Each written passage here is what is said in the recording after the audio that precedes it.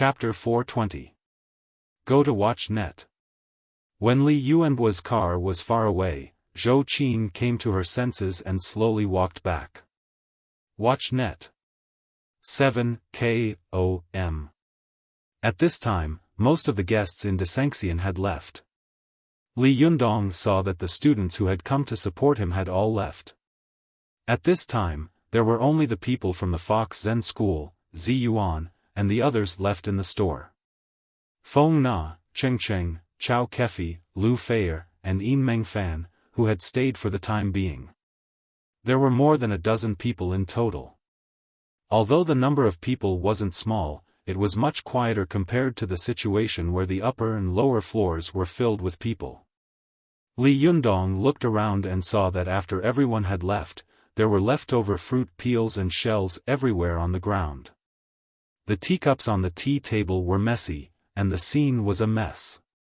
Li Yundong clapped his hands to attract everyone's attention. He smiled and said, "Well, the opening ceremony is finally over. Let's clean up later. Maybe there will be more guests coming later." After he finished speaking, Zi Yuan took the lead to clean up the teacups on the table.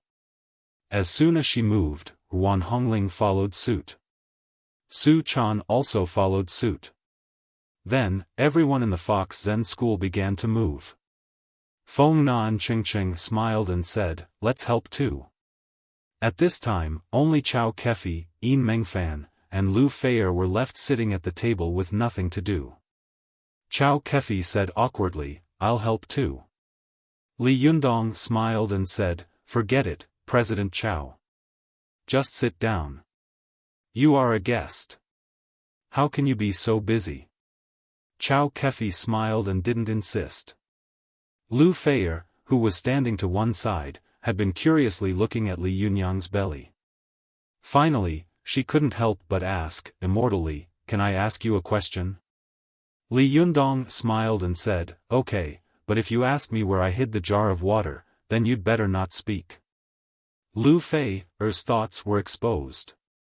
She immediately said angrily, "You're so annoying. How do you know what I'm going to ask?" Li Yundong laughed heartily. "You've been staring at my stomach all this time. If I still don't understand, then wouldn't I be stupid?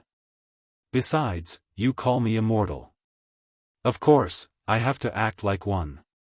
In the past, no matter where she went, Lu Feier had always been held in high regard.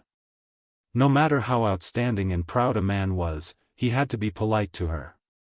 Li Yundong, on the other hand, had ignored her and even made fun of her. It was really unbearable. Uncle could not bear it, but Aunt could not bear it. Lu Feier was angry and said, "Do you know everything?" Li Yundong had defeated Zhang Ling, and the opening ceremony had been unprecedentedly lively and successful. He was in a good mood. Shaking his head, he said with a smile, "I wouldn't dare. But I know everything about astronomy and English. I know the origin of civilization for 5,000 years, and I know 22 years from now." Li's words, Feng, Chao, and Yi and Fei, Luer, and Feier, Feng, Yi, Li Yundong, Feng, and Fu, and Net, Li, Yundong, Yang, Li, Net, Fei, Li, and Li and Qing, Fei, Li, Yang, Li. Do you understand? Li Yundong quickly glanced at Chao Yi and the others.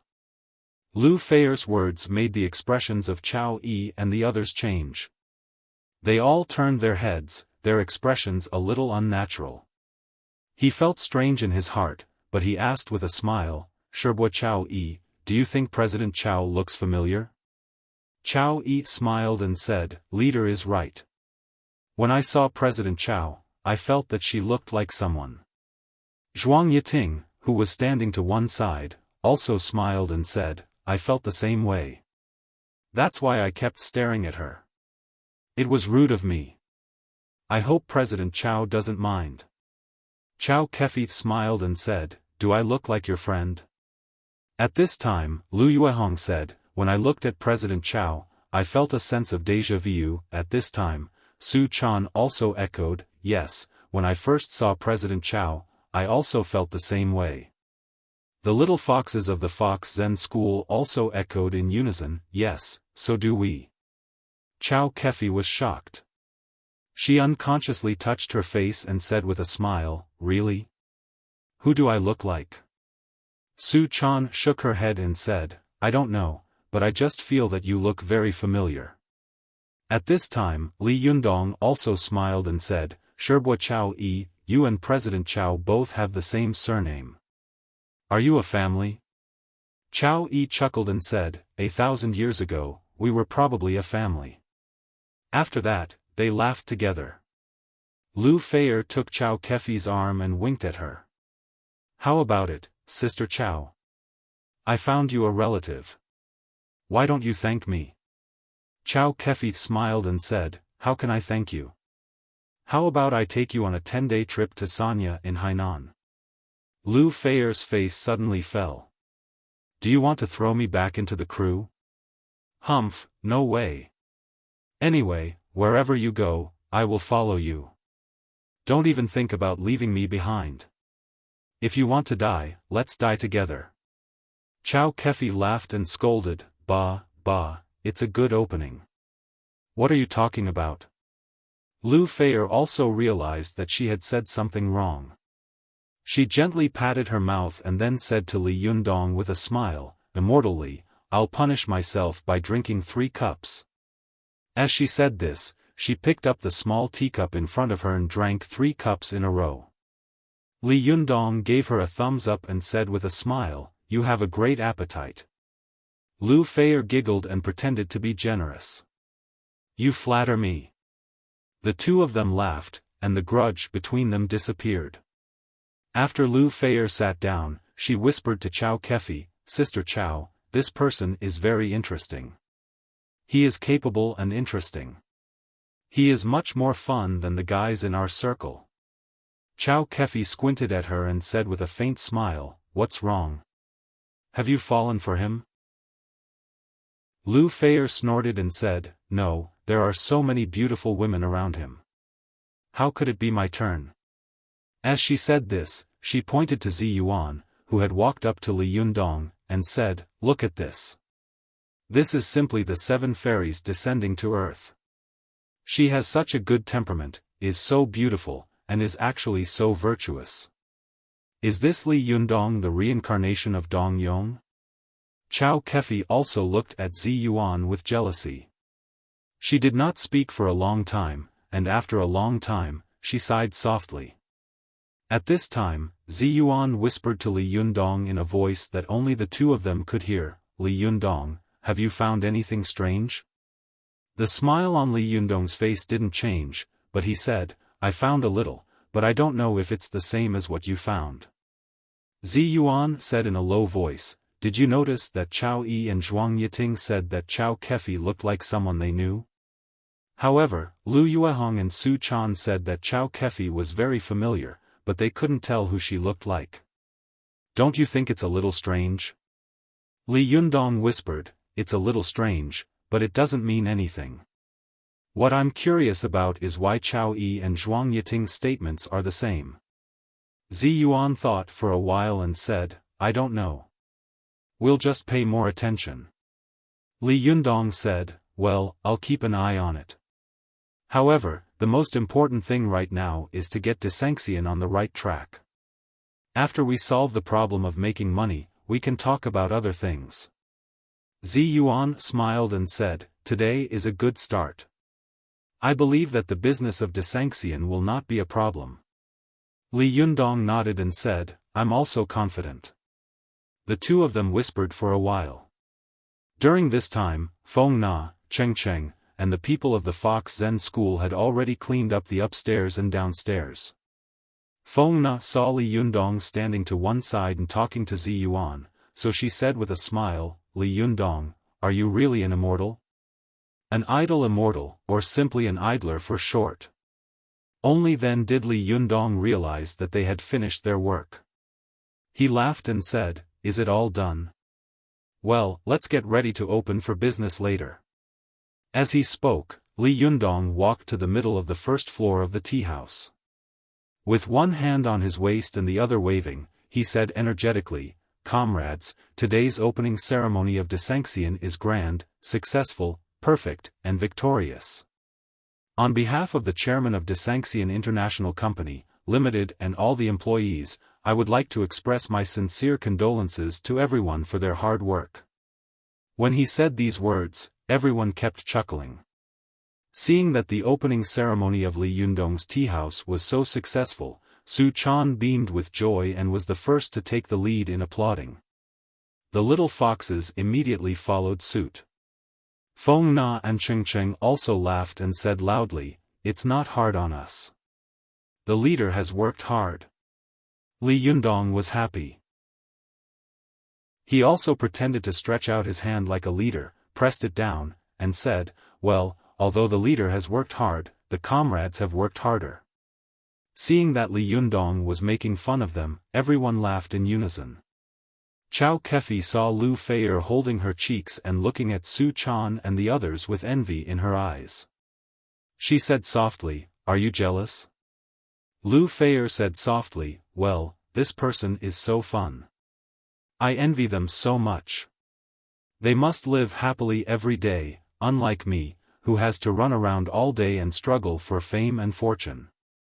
Alas, this kind of life may seem very glamorous to others, but in fact, it's boring."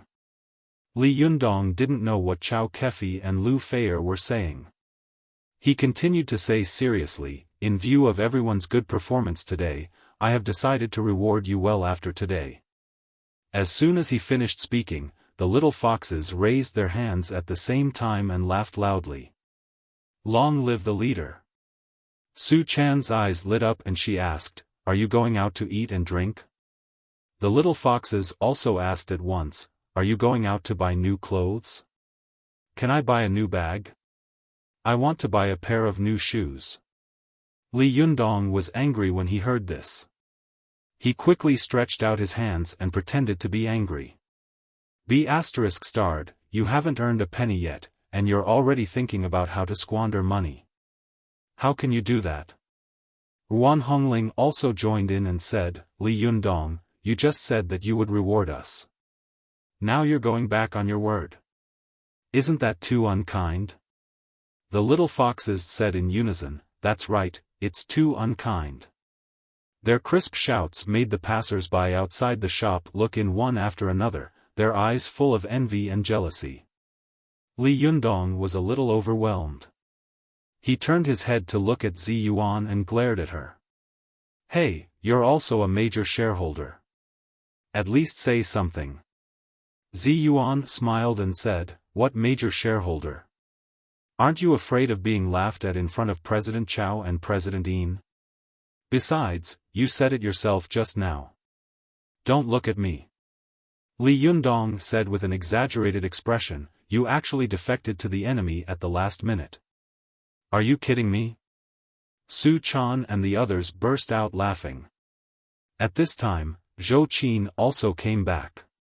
As soon as Li Yundong saw her, he immediately said, "Zhou Qin, you came at the right time. Now that we haven't earned a penny, these girls are thinking about eating and drinking. They even want to buy clothes and bags. Don't you think it's too much?" Zhou Qin was suddenly amused. She said with a smile, "Too much, too much. How can they think about eating, drinking, and wearing clothes when they haven't earned a penny?" Li Yundong was overjoyed and said proudly to the little foxes, "Did you hear that? This is what an experienced strategist would say." Zhou Qin rolled her eyes and said with a smile, "However, when we make money today, we can go eat, drink, and wear clothes again. For eating, we should go to Shangri-La. For dressing, we should go to Chanel V. For dressing, we should go to Cartier Tiffany." Li Yundong gasped when he heard this. "Wow, they're all from the world's top brands. Are you trying to make me go bankrupt?" As he said this, he walked over to Chao Kefi's table, stretched out his hand, and said, "President Chao, can I borrow your eyebrow pencil?" Chao Kefi was covering her mouth and snickering. When she saw Li Yundong asking for an eyebrow pencil, she picked up her small bag, rummaged through the makeup bag, and took out an eyebrow pencil. She smiled and said, "What do you want this for?" Li Yundong said angrily, "Just give it to me quickly." When he took the eyebrow pencil, he faced the crowd and used it to draw the position of the 5 internal organs on the clothes. He said with a roguish expression, "How much do you think I can sell for? You can go and spend as much as you think I can. I can also make a contribution to the GP exhibition of our motherland. How about that?" When everyone saw that Li Yundong was acting like a scoundrel, without the slightest immortal demeanor from before, they all laughed. Zi Yuan laughed and scolded, "Look at you. What's the difference between you and a hooligan?" Li Yundong was done joking. He smiled and threw the eyebrow pencil back to Chow Kefi, who was laughing so hard that she was lying on the table. He said, "Forget it, let's stop joking. Let's get to work. If business is good today, I'll treat everyone to delicious food and drinks." Su Chan and the little foxes immediately cheered in unison, "Hooray! We'll have delicious food and drinks." Zhou Qin, who was standing to one side, whispered, "Master, don't you know how much they can eat? Aren't you afraid of going broke?" Li Yundong said with a straight face, "Let's go to the buffet. I'm happy today, so I don't care about my old face anymore." Zhou Qin suddenly burst out laughing. "You shameless girl, but I do. I won't go." Li Yundong scolded her with a smile, "You stinky girl, you're my disciple. Not only did you complain, but you also took the lead in singing the opposite tune. Come on, go do your work. There will be no guests later. I'll see how happy you are." Zhou Qin snorted and said, "Bah, bah, you jinx. There will be a lot of customers later." Li Yundong laughed and said, "Thank you for your kind words." The group of people had enough of the war of words, and they had all finished the opening celebration. At this time, they slowly settled down and prepared to do business. However, after waiting in the shop for a while, Li Yundong and the others saw a bustling crowd outside. There were a lot of people coming in, but no one came in to drink tea.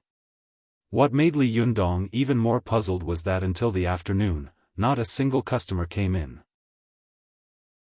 A few people wanted to come in to drink tea, but after taking a look inside, they immediately turned their heads and left in a hurry, as if the room was full of monsters. However, a few people went in to drink tea at Zhao's tea house, which made Zhao Yuzhen, who had been in a daze, come back to his senses. Li Yundong was puzzled and asked, "Is this salted fish going to turn over? Why is there no one in our shop?" Zi Yuan frowned slightly and remained silent. Su Chan and the others also looked at each other, confused. Why was there no one in her shop, but there were people in Zhao Yogan's shop opposite? What was the reason? Children, it's New Year's Eve. Happy New Year. I wish all my readers a Happy New Year. May everything go well in the new year. Chapter 421. Go to see net. Li Yundong and the others were still immersed in the successful and warm opening ceremony, but they hadn't expected that they would soon be greeted by a scene of sparrows at the door. Go to see net.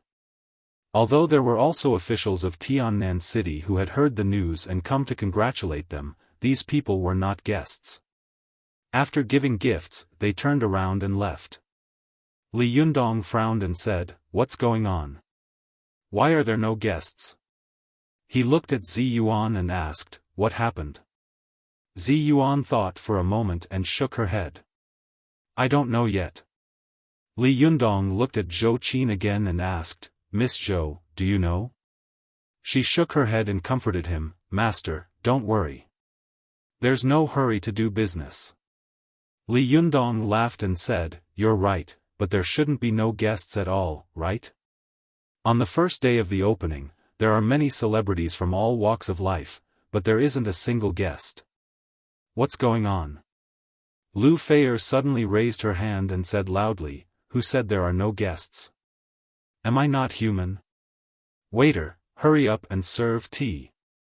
Li Yundong turned his face and said to Su Chan with a smile, "I'm calling you. Hurry up and serve tea." She gracefully came to Chow Kefi's table and asked with a sweet smile, "Sisters, what kind of tea would you like?" Lu Feier wanted to tease Li Yundong, so she deliberately said with a straight face, "You are not the waiter. Let the waiter pour tea." Su Chan blinked and looked back at Li Yundong. Li Yundong was so angry that he laughed. It turned out that this girl was still holding a grudge. He snorted and said, "There is no waiter here." Chow Kefi secretly kicked Lu Feier under the table and whispered with a smile, "Hey, don't make trouble." Lu Feier deliberately pretended not to notice. She still raised her face and said leisurely, "Well, no one here knows why business is bad. I'm the only one who knows. It's really embarrassing." Hearing this, Li Yundong immediately trotted over to Lu Feier, bowed, and said with a smile, "Sir, the waiter is here. What would you like to drink?" Everyone burst into laughter. Ruan Hongling laughed and scolded, "You're the store manager. How embarrassing." Li Yundong turned his face and said with a fierce face, "What nonsense are you talking about? I'm working hard to make money for you prodigals, aren't I?" After that, he turned his head and said with a face full of smiles, "Sir, don't pay attention to this kind of person. What would you like to drink? I'll prepare it for you right away." Lu Feier tried hard to hold back her laughter. She thought for a moment and said, "I want to drink oolong tea." Li Yundong laughed and said proudly, "We have Da Hong Pao, Tai Luohan, White Cockscomb, Water Gold Turtle, and Wui Cinnamon here. These are all oolong teas. Which one do you want?" Lu Feier opened her mouth and said in surprise, "You have Wui Da Hong Pao here? This is good tea." Li Yundong glanced at Zi Yuan and said with a smile, "This is all her credit. I don't dare to take credit for it." Lu Feier rolled her eyes and said seriously, "Well, I want to drink the oolong tea in the market." Li Yundong's smile froze, and he thought to himself, "This girl is playing with me." Chow Kefi, who was standing to one side, smiled and tried to smooth things over. "Well, stop fooling around. Hurry up and tell us." Yin Mengfan also smiled and said, "Yes, it's not a good sign to not open for business on the first day." Lu Feier giggled and said, "Do you want to know why no one is coming?" Li Yundong smiled and said, "Big star, don't keep us guessing." Lu Feier giggled and said, "Because you just said that there would be no guests, so now it has come true." Su Chan and the others immediately burst out laughing. Li Yundong didn't know whether to laugh or cry. "Am I such a jinx?" Su Chan giggled and said, "Yundong, who told you to say that I have a jinx?" The other little foxes also joined in. "That's right." Li Yundong was a little annoyed. Just as he was smiling bitterly, he heard an old woman's voice coming from the door. "Hey, it's really here. Has everyone left? Little magic doctor, I'm late. I'm sorry." Li Yundong looked back and saw an old lady standing at the door. She was wearing a blue cotton-padded jacket with a white bottom and a pair of black cloth shoes. The old lady was hale and hearty, smiling, and holding a gift basket in her hand. She was old Lady Su, who Li Yundong had once cured her chronic illness and helped Li Yundong settle his appearance. Who else could it be? Li Yundong immediately smiled and said, "Oh, it's old Lady Su. Please come in." Zhou Qin also welcomed old Lady Su into the tea house with a smile and said, "Grandma Su, why did you only arrive in the afternoon?" Old Lady Su smiled and said, "Not at all. I came in the morning, but when I saw so many official cars parked here, and all of them were quite powerful, I didn't want to get involved. So I went back and thought I would come back in the afternoon." As she said this, old Lady Su smiled at Li Yundong and said, little magic doctor, you really hide your strength well. I didn't know that you were such a powerful character. Even the number 1 car of the provincial party committee is here. Amazing. Li Yundong pointed to Zhou Qin with a smile and said, this is because of her. I don't have the ability to disturb such a great god. Old Lady Su took Zhou Qin's hand and said with a smile, I knew that your daughter was not an ordinary person. She must be the daughter of a rich family. Her speech and behavior are different from ordinary people. Now it seems that she is indeed not ordinary, haha. Zhou Qin smiled and pulled Old Lady Su to sit down. She smiled and said, Grandma Su, please sit. What tea would you like to drink?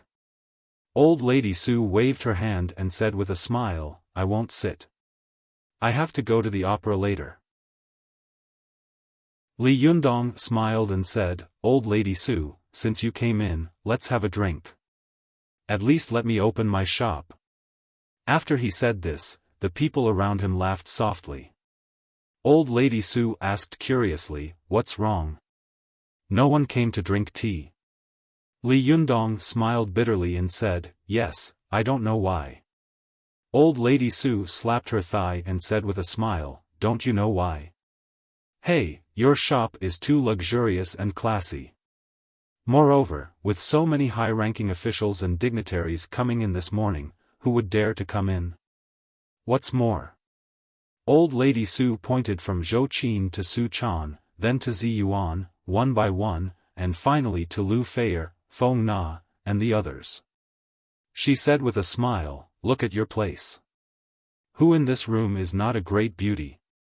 Although your tea house is small, there are many immortals here.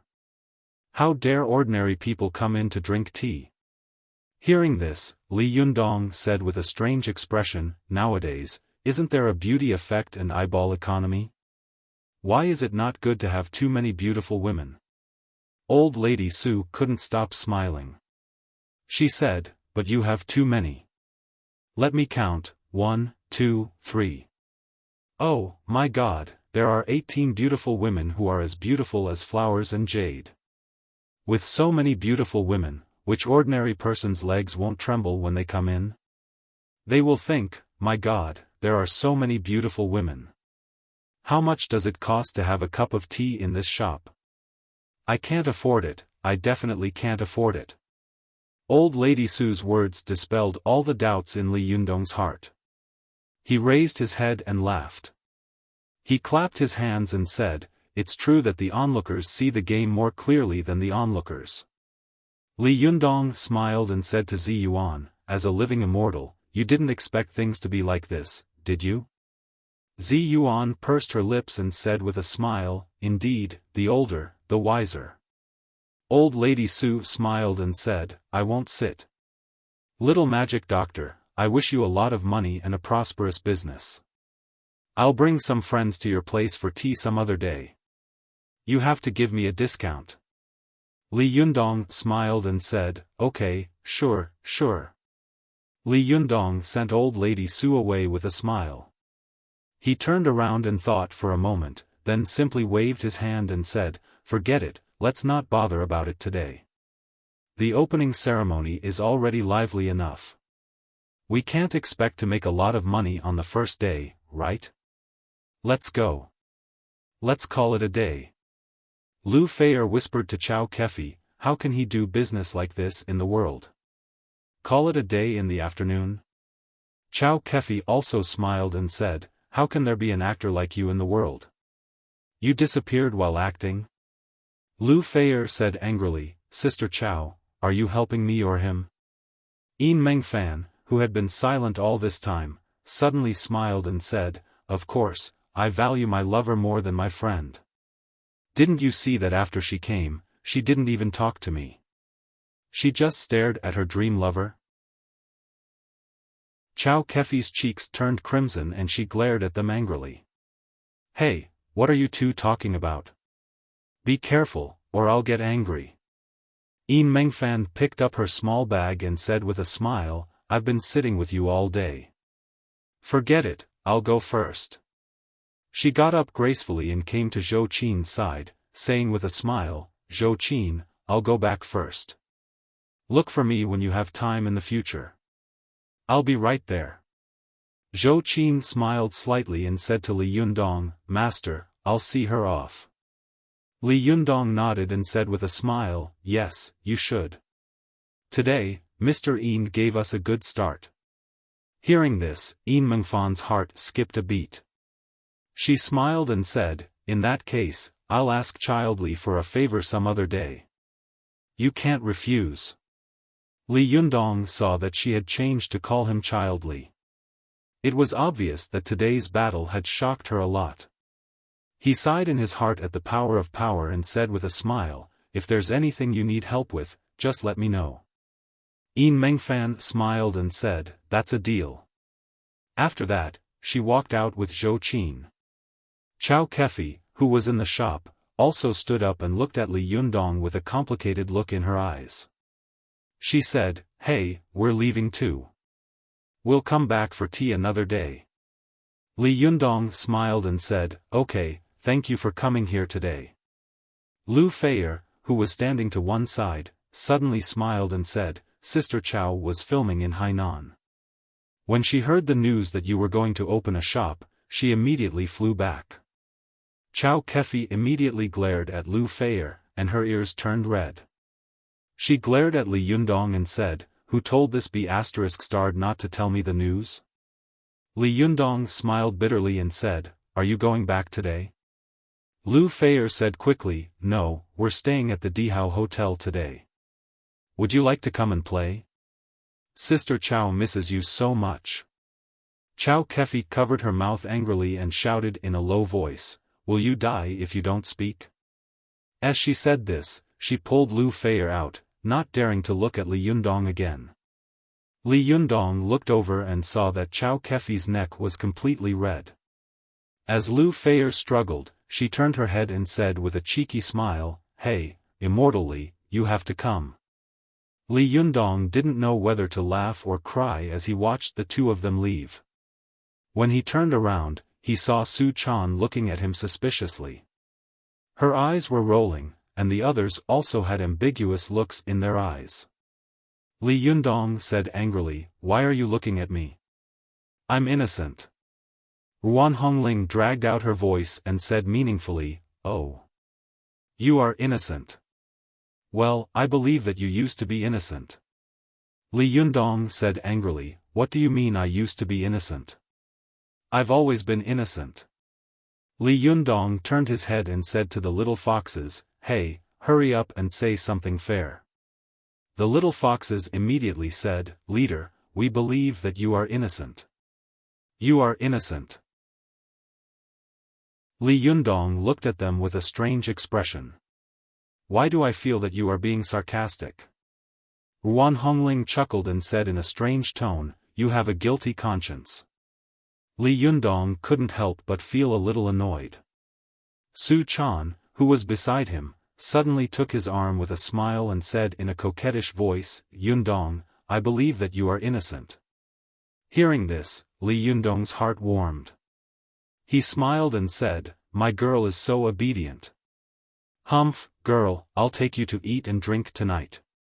I won't take the others to play." As he said this, he held the little girl in his arms and walked out of the door. Ruan Hongling was stunned and quickly shouted, "Hey, what about the store?" Li Yundong didn't even look back. "Do as you see fit." Ruan Hongling stamped her feet and said, "D****, this person is so annoying. He's actually a hands-off shopkeeper. Sister Ziyuan, what should we do?" Ziyuan smiled and turned to walk out the door leisurely. "Do as you see fit." Ruan Hongling was dumbfounded. She looked at her Shiji and thought to herself, "Am I seeing things? When did Sister Ziyuan learn to be a rascal? Could it be that she is influenced by the company she keeps?" She hurriedly chased after them, leaving the people of the Fox Zen school looking at each other in dismay. At this time, Zhou Qin came back. She looked at Li Yundong's back and asked curiously, "Where are they going?" At this time, the little foxes and the 3 sherbas were also enlightened and ran out one after another. Only Zhou Qin was left shouting in confusion, "Hey, where are you going? Hey, say something. Hey, you don't even want the store." Zhou Qin was so angry that she stamped her feet, quickly locked the door, and quickly chased after them. After eating and drinking outside, the group finally returned home. After Li Yundong returned to his room, he meditated and cleared his mind for a while, then began to think about some of the things that had happened that day. What puzzled him the most was that when he and Zhang Ling were fighting in the air, why had they attracted the heavenly thunder? Logically speaking, there was no cloud in the sky at that time, so it shouldn't have attracted the heavenly thunder. Could it be that someone was coveting it? If so, who could it be? Moreover, if the heavenly thunder was attracted by someone, why didn't it strike at the beginning? Could it be a deterrent to make me and Zhang Ling stop? These questions came one after another, making Li Yundong feel as if he had fallen into a cloud of 800 miles. He sighed softly and said, "Yes, yes." While he was perplexed and confused, he heard someone knocking on his door. Li Yundong said in a deep voice, "Please come in." The door creaked, and a woman came in. She was tall and beautiful. It was Zhuang Yiting, the 3rd Sherbua of the Fox Zen school. Li Yundong was stunned and asked curiously, "3rd Sherbua, what's the matter?" Zhuang Yiting's face was surprisingly serious. She said, "Leader, I have something very important to tell you." Li Yundong smiled and said, "What's so important that you can't tell me tomorrow?" Zhuang Yiting shook her head and said, "Leader, I know who the traitor is in our Fox Zen school. Happy Year of the Rabbit, everyone, haha. Chapter 422. Go to watch net. Hearing Zhuang Yiting's words, Li Yundong was shocked. He immediately stood up, but soon sat down slowly and said calmly, "Oh. How do you know that there is a traitor in the Fox Zen school?" Zhuang Yiting looked worried. She sighed softly and said, "Leader, do you think I can't see it? I actually heard what you whispered to Zhenren Ziyuan in private. At that time, I kept an eye on it, but I didn't dare to confirm it, so I didn't tell Leader. Go to watch net. 7 KOM. Li Yundong smiled slightly and said, "Do you know that Ziyuan and I are also suspecting you?" Zhuang Yiting nodded and said, "Yes. That's why I have to prove my innocence." Li Yundong asked, "How can you prove your innocence?" Zhuang Yiting said in a low voice, "Leader, you just need to go to Chao Yi's room and you'll know." Li Yundong's heart skipped a beat. He stood up and said in a low voice, "What's wrong with Chao Yi's room? Take me there." Just as he was about to go out, he suddenly heard his cell phone ring loudly. Ever since Feng Na had mentioned him, Li Yundong had brought his cell phone with him again. He picked it up and saw that it was a call from Chao Kefi. Li Yundong felt a little strange. He pressed the answer button and immediately heard a woman shouting in panic, "Li Yundong, is that Li Yundong?" Li Yundong could hear that the woman's voice was so frightened that it was a little hoarse. He asked in a low voice, "Who are you?" The woman shouted, "I'm Lu Feier. Li Yundong, come and help me. Sister Chao has been killed." Li Yundong was shocked. He quickly asked, "What's going on?" "Don't worry. What's the matter?" Lu Feier choked with sobs and said, "Someone wants to kill Sister Chao. Come quickly. Sister Chao is dying." Li Yundong was about to ask for the room number when he heard the beeping sound of the phone being hung up. Li Yundong was shocked and couldn't care less about Zhuang Yiting. He hurried out of the room, went to the balcony, and shouted to the balcony next to him, "Ziyuan, Ziyuan." When Ziyuan heard the noise, she rushed over from the balcony and asked curiously, "What happened? Why are you in such a hurry?" Li Yundong said anxiously, "Someone wants to kill Chao Kefi. I'll go and have a look." Call everyone together and tell them not to move around. Zi Yuan was shocked, but she quickly calmed down and nodded. Don't worry, I'll be here. Li Yundong nodded. He glanced at Zhuang Yiting and said, we'll talk about this when we get back. With that, he flew into the air and turned into a ray of green light, flying toward the Imperial Hotel. After Li Yundong left, Su Chan also came to the living room in her pajamas. She asked curiously, Sister Zi Yuan, what happened? Zi Yuan smiled faintly and said, it's nothing. Li Yundong has something to do. Call everyone together first. Although Su Chan was puzzled, she still knocked on the door one by one and called everyone in the Fox Zen school. When she came to Chao Yi's room and knocked on the door for a while, there was no movement inside. Su Chan asked curiously, strange, is Chao Yi Shibua not here? Zhuang Yiting suddenly sneered and said, it would be strange if she was here. Su Chan blinked and asked, Zhuang Yiting Shibua, how do you know that Chao Yi Shibua is not here? Zhuang Yiting snorted coldly and didn't say anything. Su Chan rolled her eyes. She thought for a moment and was about to knock on the door again, but as soon as she raised her hand, the door creaked open. Chao Yi, wearing a loose Taoist robe, came out and asked with a strange look on her face, what's wrong? What's the matter? Su Chan smiled and said, Chao Yi Shibua, you're here. Third Shibua said you weren't here. Chao Yi quickly glanced at Zhuang Yiting and said with a smile, Third Shibua probably thought I went out. Su Chan smiled and said, where can you go so late? Chao Yi smiled slightly and said, by the way, it's so late. What's the matter? Su Chan said, leader said that we should all stay in the living room together. Chao Yi asked curiously, what happened? Su Chan shook her head and said, I don't know. I only heard him say that. Chao Yi nodded and said, since leader has instructed me, I will naturally do as he says. With that, she went downstairs with a smile. When Chao Yi passed by, Su Chan's nose suddenly twitched slightly and she sniffed. The little girl suddenly thought to herself, strange, why is there a smell of blood on 6th Shibua? The little girl felt strange in her heart and unconsciously chased after Chao Yi for 2 steps, trying to determine whether the smell was real or not. As soon as she chased after her, Chao Yi immediately turned around and looked at her suspiciously. Chaner, what's wrong with you? Su Chan was keenly aware of Chao Yi's abnormal sensitivity at this moment. She immediately smiled and said, it's nothing. I'll go to the other side and call the other Shiji. As she said this, she quickly walked past Chao Yi. As she passed by, she sniffed again and smelled a faint smell of blood.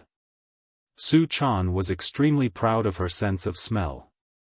She knew that it was impossible for her to smell wrong twice in a row.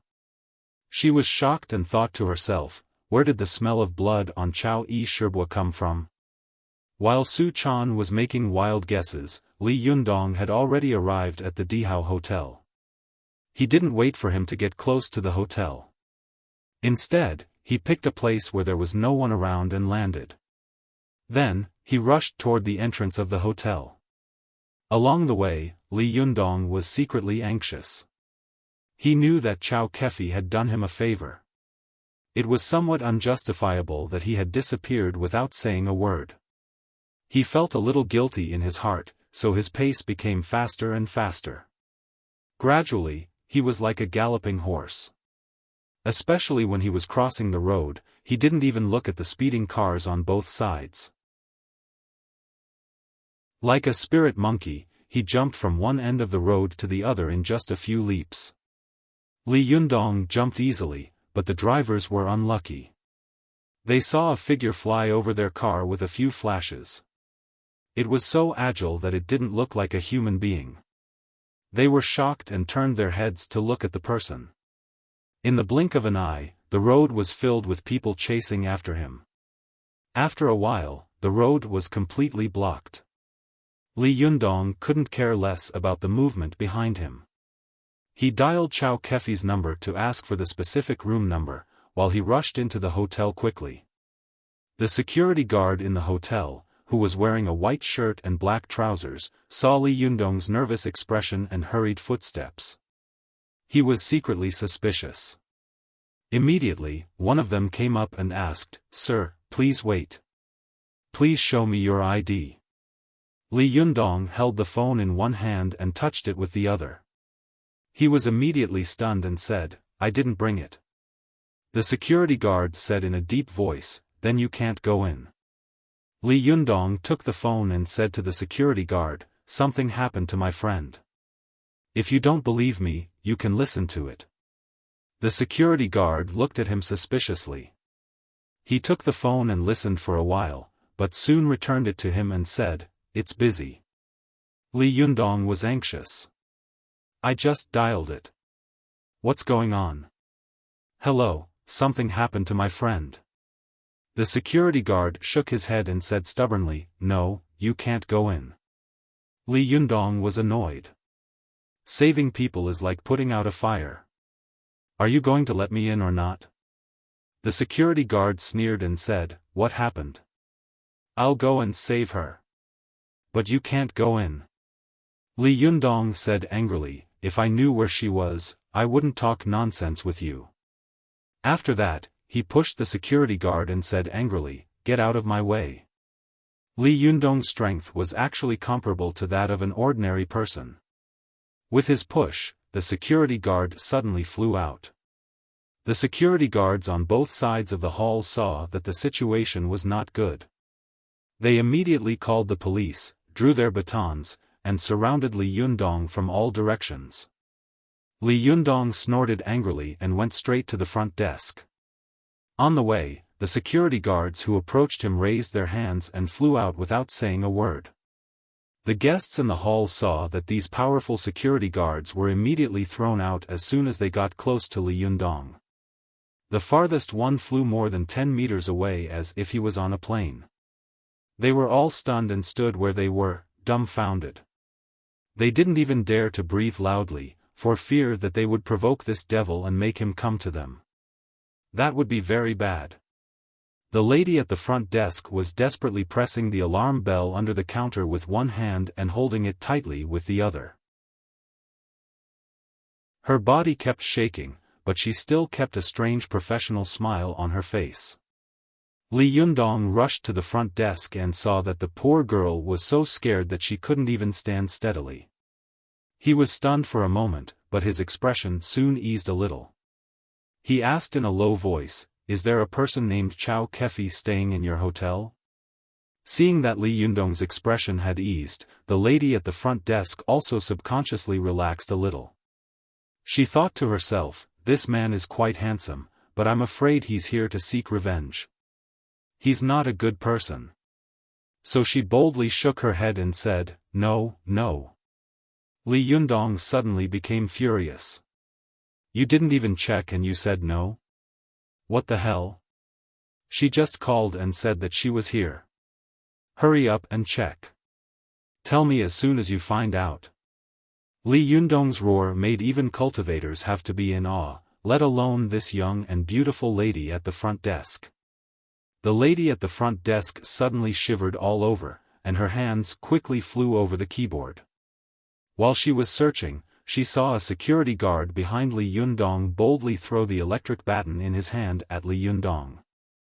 Without looking back, Li Yundong grabbed the electric baton with his hand. As soon as he held the electric baton, the lady at the front desk and the security guard were overjoyed.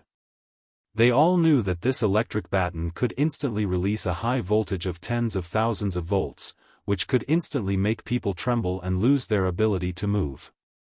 But as soon as the smiles appeared on their faces, they suddenly froze.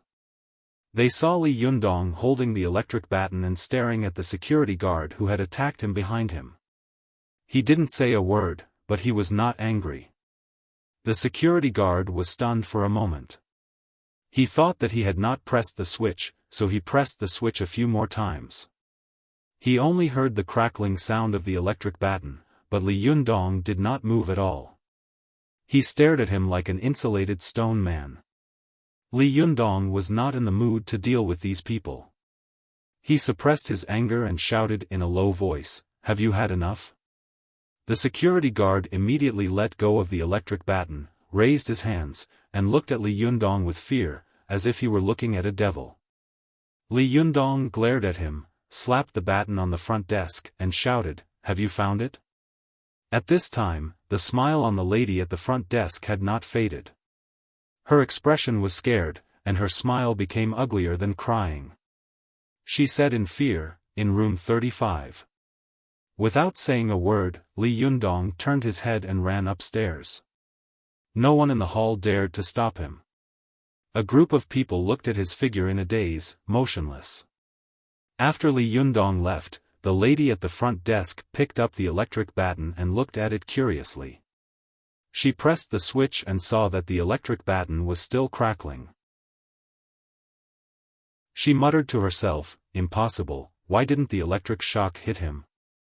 Could it be a low-quality product?"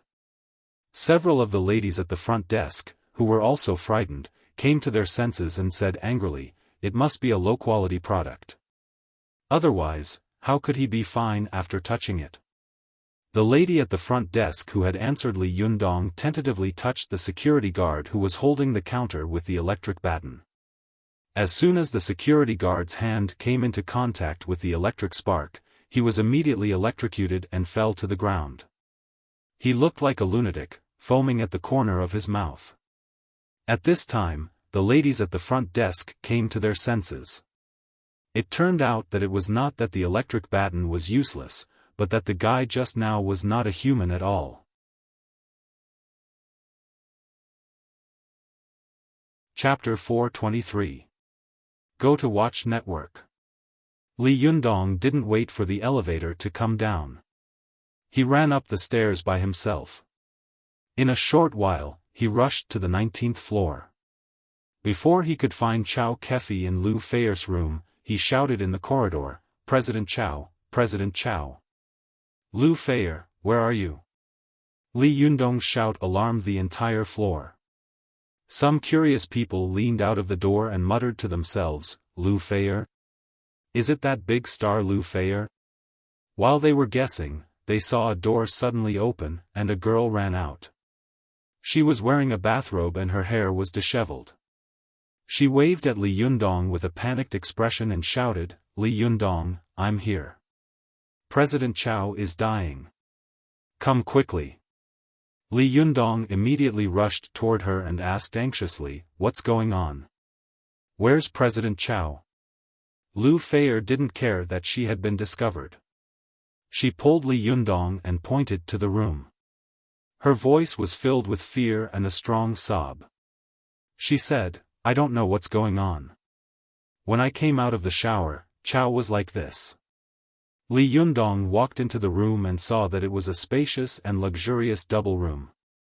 The double room was equipped with all kinds of appliances, and it was also equipped with a bathroom and a balcony. 7 km. The floor-to-ceiling windows of the balcony were open, and the curtains fluttered gently in the night wind outside. The bedside lamp between the two beds was slightly lit, and the faint light outlined Chow Kefi's figure. She was lying on a bed, her eyes closed, her hands tightly covering her chest, and her face full of pain. Li Yundong rushed to her side and felt her pulse with his hand. He found that her pulse was extremely weak, almost as if it didn't exist. Li Yundong tried her breathing with his hand again and found that she was completely out of breath. Li Yundong's heart tightened. He asked in a deep voice, "Do you know that President Chow has heart disease?" Lu Feier saw that Li Yundong's expression was calm and composed. She was slightly relieved and said, "I know." Li Yundong asked, "Then why didn't you give her medicine?" Lu Feier said with tears in her eyes, "I did, but she couldn't swallow it. I gave her water, but it was useless." Li Yundong frowned. "Have you called 110 yet? Where's 120? Lu Feier wiped her tears and shook her head. "No, when I came out, Sister Chow was still conscious. I saw her clutching her chest in pain, so I thought she had a heart attack. I quickly found medicine for her. After I fed it to her, she struggled and said that someone wanted to kill her. She asked me to find you quickly and said that you could save her." Li Yundong frowned. He saw that there was not only a pool of water beside Chao Kefi, but also a few drops of blood not far away. He dipped one hand in the blood and sniffed it. He pressed Chao Kefi's pulse with the other hand and asked in a deep voice, "Did she say who wanted to kill her?" Lu Feier shook her head. "Did you see the murderer?" Li Yundong asked.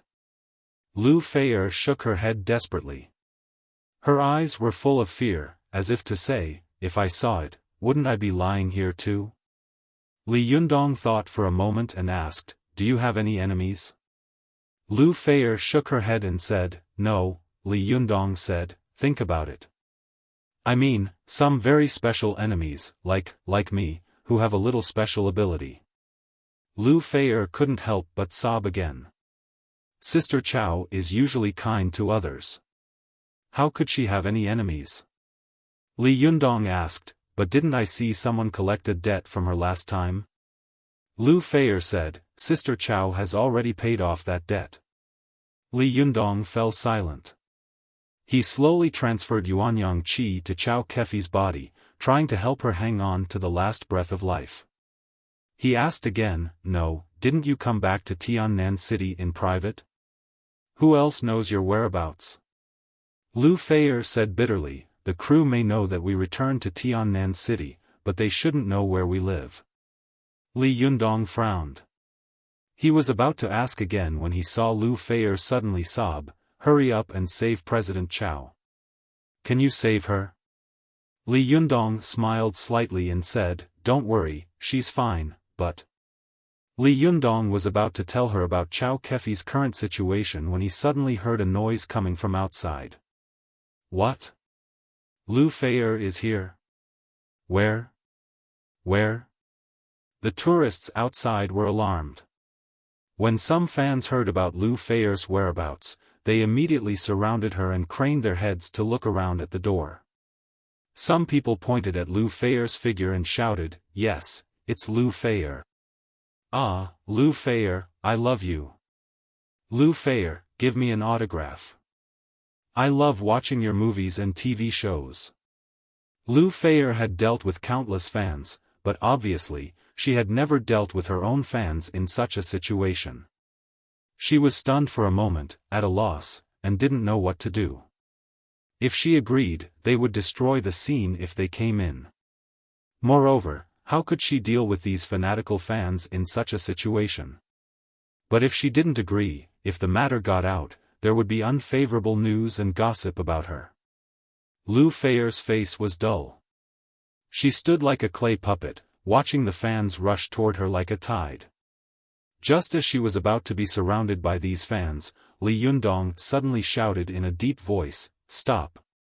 Although this low shout was not loud, it was full of majesty and power, causing these fans to stop in their tracks and stand still.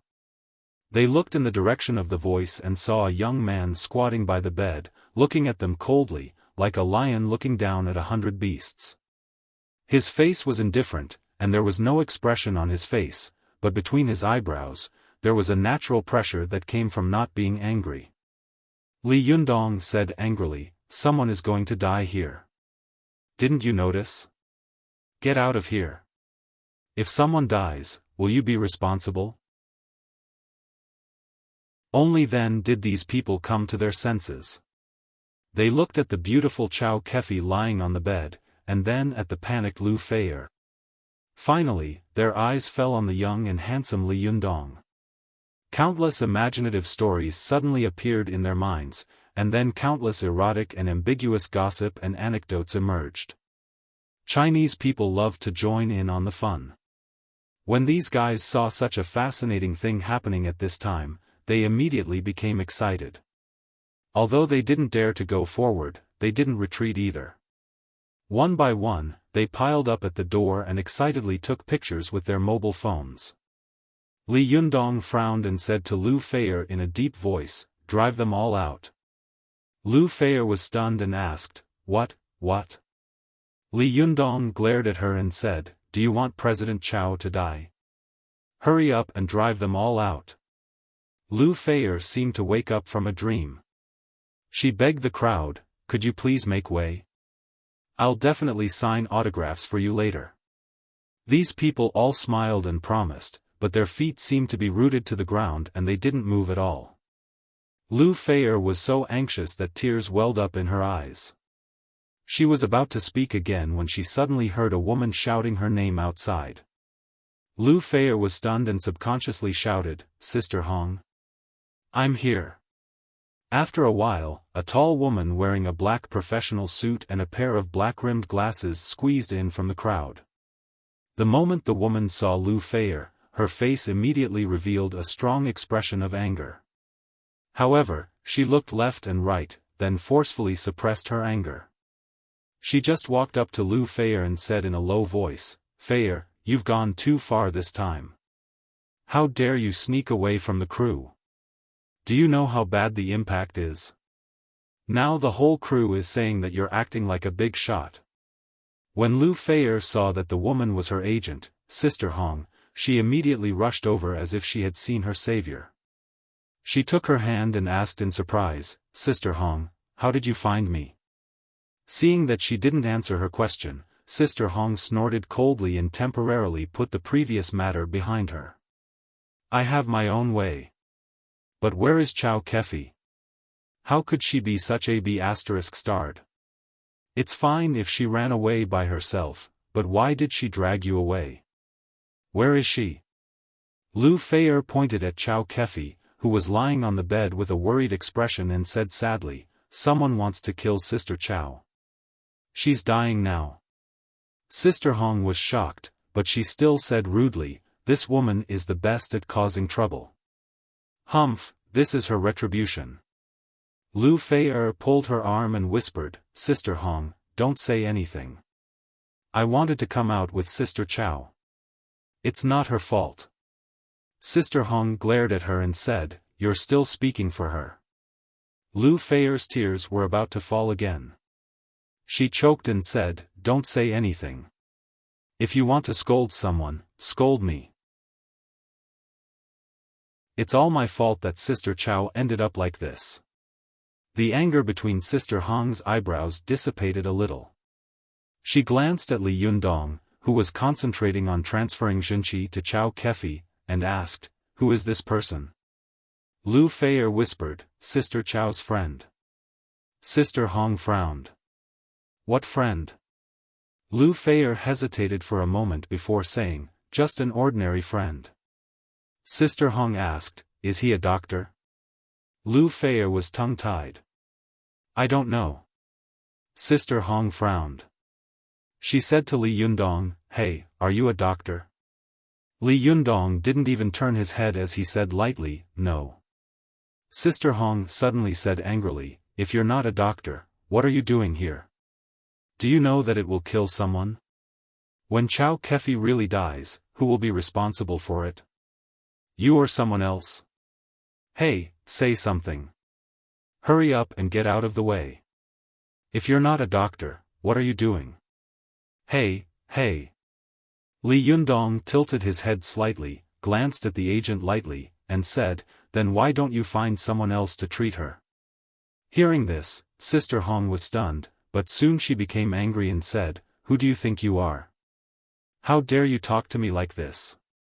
She quickly took out her mobile phone from her bag and said angrily to Lu Feier, Did you call the ambulance?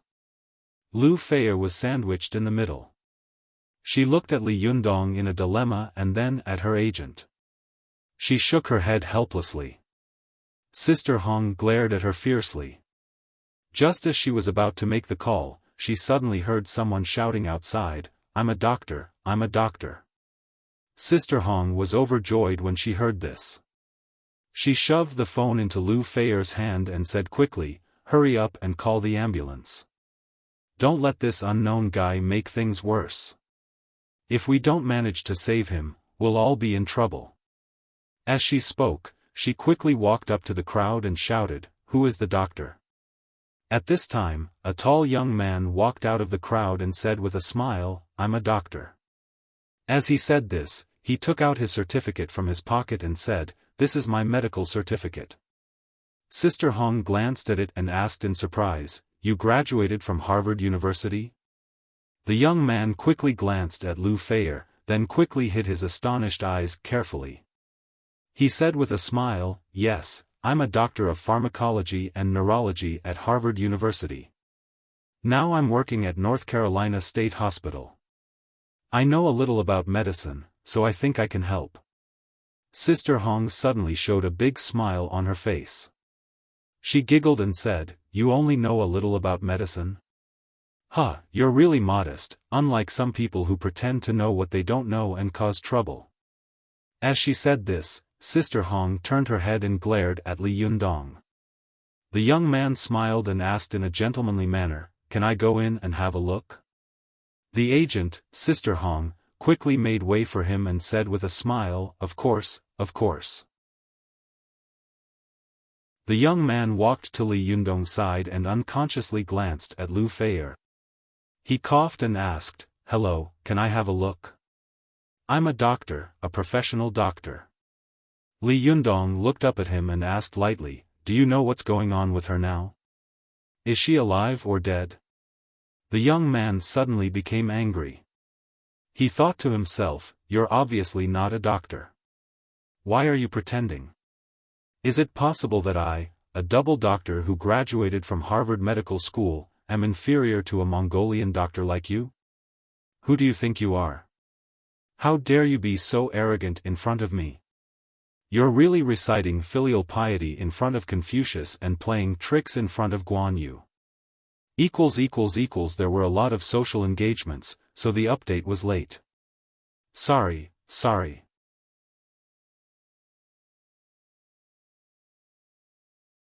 Chapter 424. Go to watch net.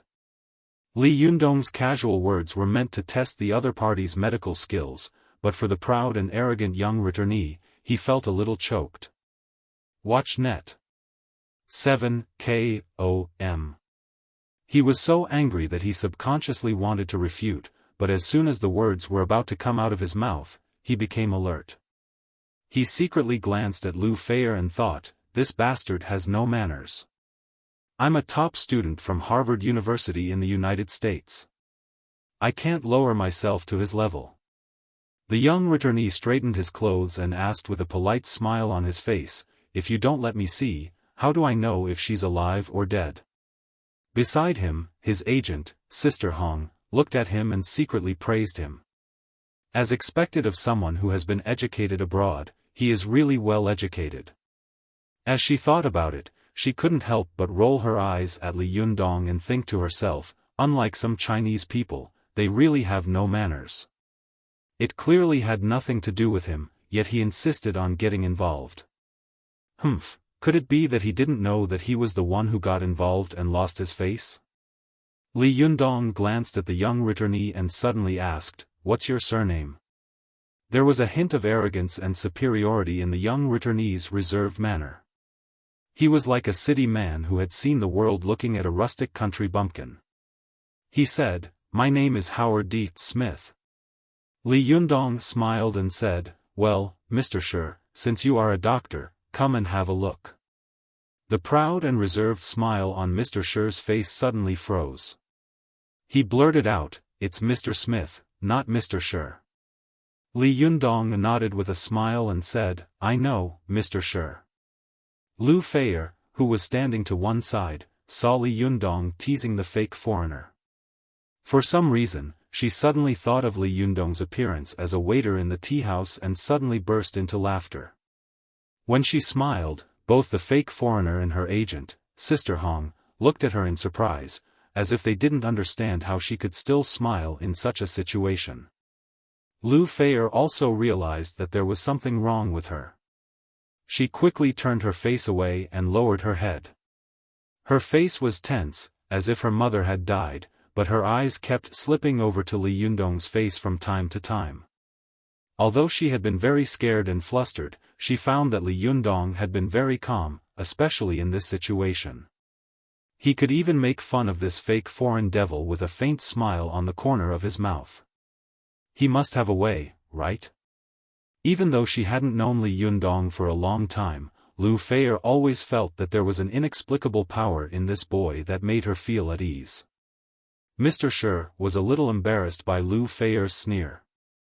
He stared at Li Yundong unkindly and said, "I'm a doctor. Let me see her condition." Li Yundong let go of one of Chao Kefi's hands and said, "Please." The fake foreigner frowned and said, "I'm not a traditional Chinese medicine practitioner. I don't know how to feel a pulse." Li Yundong looked at him strangely. Western medicine also feels the pulse on the wrist. Don't you know how to do it? The fake foreigner's face turned a little red. He glared at Li Yundong and reached out to touch the main artery on Chao Kefi's neck. After feeling it for a while, he suddenly exclaimed, "God, she has no pulse." Li Yundong suddenly laughed. "God, so you know how to feel a pulse?" The fake foreigner said angrily, "Are you making fun of me? This person has no pulse. We need to do chest compressions and artificial respiration as soon as possible." The smile on Li Yundong's face slowly disappeared. He looked at the fake foreigner with a little sympathy and said, "Forget it, Mr. Shi. Let me do it." "You can't do it." When the fake foreigner heard this, he immediately forgot his manners. He said angrily, "What did you say? I can't do it? I have a double doctorate in medicine from Harvard University. What are you? Do you have a medical qualification? Do you know how to treat diseases and save people? This is a life, and you can't afford it. Get out of the way. If you don't know medicine, don't make trouble." The agent, Sister Hong, also said to Li Yundong with a cold face, "Hey, you, get out of the way. Why can't you talk sense? Summer insects can't talk about ice. Do you know what medicine is? Do you know what's going on with Chao Kefi? She was born with heart disease. Get out of the way. If she really dies, you will have to bear criminal responsibility." The fake foreigner also threatened, "If you don't get out of the way, you will be responsible for the safety of this person's life. You will spend the rest of your life in prison." Li Yundong glanced at him and sighed helplessly. "You think you know it very well, but do you know what's going on with her?" The fake foreigner sneered and said, "Are you deaf? Didn't you hear that it's a heart attack? Heart disease needs to be treated as soon as possible, and the room needs to be ventilated. Now her heart has stopped beating. One more second of delay is a kind of murder." Li Yundong shook his head and said, "No, she doesn't have a heart attack." The fake foreigner laughed and said, "Then what is it?" Li Yundong's hand still did not let go of Chao Kefi's wrist. He kept sending Yuanyang qi into her body to maintain the vitality in her body. He said, "I just found that Chao Kefi's innate soul is missing.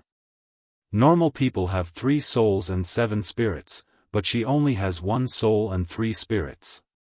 It is precisely because of the congenital lack of soul that she has a congenital lack of qi and blood, which leads to her heart disease. Furthermore, the rest of her soul has already been scattered by someone. Her soul is currently wandering outside, causing her physical body to have almost no life force." When Li Yundong said this, the agent, Sister Hong, and the fake foreigner couldn't help laughing. Sister Hong laughed and said, "I'm dying of laughter. What era are we in? There are actually people who talk about such superstitious things. 3 souls and 7 spirits. What a joke. You don't know medicine, but you really don't know it. How dare you fool us with such things that can fool children? Hey, then tell me, which soul and 3 spirits does Chao Kefi have?" Li Yundong didn't seem to notice Sister Hong's sarcasm and mockery. He said seriously, "The 3 souls of a person are the heaven soul, the earth soul, and the life soul. There are 7 spirits. The first spirit is Tianchong, the second spirit is wisdom, the third spirit is qi, the fourth spirit is strength, the fifth spirit is the center, the sixth spirit is the essence, and the seventh spirit is the spirit. Among the three souls, Chao Kefi only had the life soul before. The heaven soul and the earth soul were not in her body. Among the seven spirits, the chi, the power, the essence, the heroic, and the four spirits were not in her body. Sister Hong sneered and said, "You actually said it so logically. It's a pity that summer insects can't talk about ice. I didn't know that you were so young, but why are you more superstitious than an old man?" The fake foreigner couldn't help but sneer and say, "Hey, are you still living in the Qing dynasty? Where's your braid?" Li Yundong was furious in his heart. In the past, if Li Yundong had used all his strength to glare at the person in front of him, he would have been able to make his heart beat violently and make him spit out a mouthful of blood. But at this time, not only had Li Yundong's cultivation improved, but his temperament had also slowly been tempered. He just glanced at the fake foreigner lightly. Although it was just a faint glance, Li Yundong, who had experienced several battles and all kinds of hardships, had already cultivated a dignified aura. The fake foreigner's laughter was choked in his throat, and he didn't dare to say anything more. Li Yundong didn't bother to pay any more attention to him and the manager. He let go of Chao Kefi's wrist and placed his palm on the Baihui acupoint on the top of Chao Kefi's head. His other hand reached out and unbuttoned Chao Kefi's collar, revealing a large area of snow-white skin. Seeing this, Sister Hong couldn't help but ask angrily, "What do you want to do?" The fake foreigner looked at the attractive ravine on Chao Kefi's chest and couldn't help but feel a little dazzled for a moment. However, when he heard Sister Hong's scolding, he immediately came to his senses. He took a step forward and asked like a parrot, "What are you doing?" Li Yundong didn't look back. He snorted and said, "Watch carefully." As he said this, all the zhenqi in his body rushed from his palm to Chao Kefi's body. His other hand was like a butterfly flying through flowers, and his 5 fingers quickly poked at various acupoints on Chao Kefi's chest. The fake foreigner wanted to step forward to stop Li Yundong, but he was shocked by Li Yundong's power and didn't dare to move forward. The same was true for Sister Hong. She turned her head and said angrily to Lu Feier in a low voice, "Where did this man come from? How did he know you were here?" Lu Feier was speechless. Seeing this, Sister Hong couldn't help but say angrily, "Did you call him here?" Seeing that she couldn't hide it anymore, Lu Feier bit her lip and nodded gently. Sister Hong suddenly went crazy and said angrily, "How did you know such a person? Did Chao Kefi introduce you to him? Why did you think of calling him here?" Lu Feier quickly explained, "No, Sister Hong. It was President Chao who asked me to find him. Moreover, he is very powerful, really very powerful. I saw it with my own eyes." Sister Hong suddenly turned around, pointed at Li Yundong, and said angrily, "Is that so? Playing tricks like a witch?" As she spoke, she saw Li Yundong's palm press on Chao Kefi's head. He didn't seem to exert much force, but Chao Kefi slowly stood up by herself. However, her eyes were still closed, her face was as thin as paper, and her skin was frighteningly pale, without a trace of blood. For a moment, Sister Hong was a little tongue-tied, and the people watching at the door also stirred. They whispered, "Hey, it's a little magical. F***ck, are you for real? What's going on? Is this a movie?" Lu Feier also widened her eyes and looked at the scene in front of her with excitement. At this time, she was already convinced that this master, who had been praised by Chao Kefi, must be a powerful guy. He must be able to save Chao Kefi. Lu Feier couldn't help but take Sister Hong's hand and whisper excitedly, "Sister Hong, look, look. I told you that he's amazing." Sister Hong couldn't help but say angrily, "Bullshit. This is not magic, this is superstition, this is pretending to be mysterious." She pointed at the people watching at the door and said loudly, "Tell me, do you believe it yourself? What era is this? Why are you still doing this? This kind of person will be sentenced if he is arrested. While she was talking loudly, Li Yundong suddenly shouted, hum, and ha, in the room, followed by a third shout, Chow Kefi, the soul has returned. The soul has returned. In the blink of an eye, everyone saw that the curtain on the balcony was suddenly raised high, and Chow Kefi's body trembled violently. Not long after, Chow Kefi let out a groan, and her long eyelashes gently trembled as she slowly woke up. The crowd suddenly burst into an uproar. The fake foreigner was dumbfounded, and his eyeballs almost fell out. He couldn't understand how this woman, who had no pulse just now, could come back to life in the blink of an eye without any medical treatment. Sister Hong stared at Chow Kefi dumbfoundedly, unable to say a word. Li Yundong supported Chow Kefi with one hand and leaned her against the bed. Then, he glanced at the fake foreigner faintly and said, I can understand that you, a foreigner in China's skin, don't understand all this. As he said this, he turned to look at Sister Hong and shook his head slightly. But as a Chinese, you blindly think that the things of our ancestors are dregs and superstitions. I can't understand this. Sister Hong's face suddenly became very ugly. She opened her mouth and was about to retort, but she heard Li Yundong sigh again. Alas, but you are right about one thing. Sister Hong asked subconsciously, what is it? Li Yundong said meaningfully, you can't talk about ice in summer. Children, I'm sorry, but the internet in my house is 7 to 9, and it automatically disconnects at 9 p.m. Last night, I forgot to update it, and it was already past 9 p.m., so I didn't have time to update the second chapter. Vote for recommendation previous page and next page error report if you like. Please click here to add Keeping a Fox at Home to your bookshelf, so that you can read the latest chapters and updates of Keeping a Fox at Home in the future. If you have any suggestions or comments on Keeping a Fox at Home, please click here to express your personal views.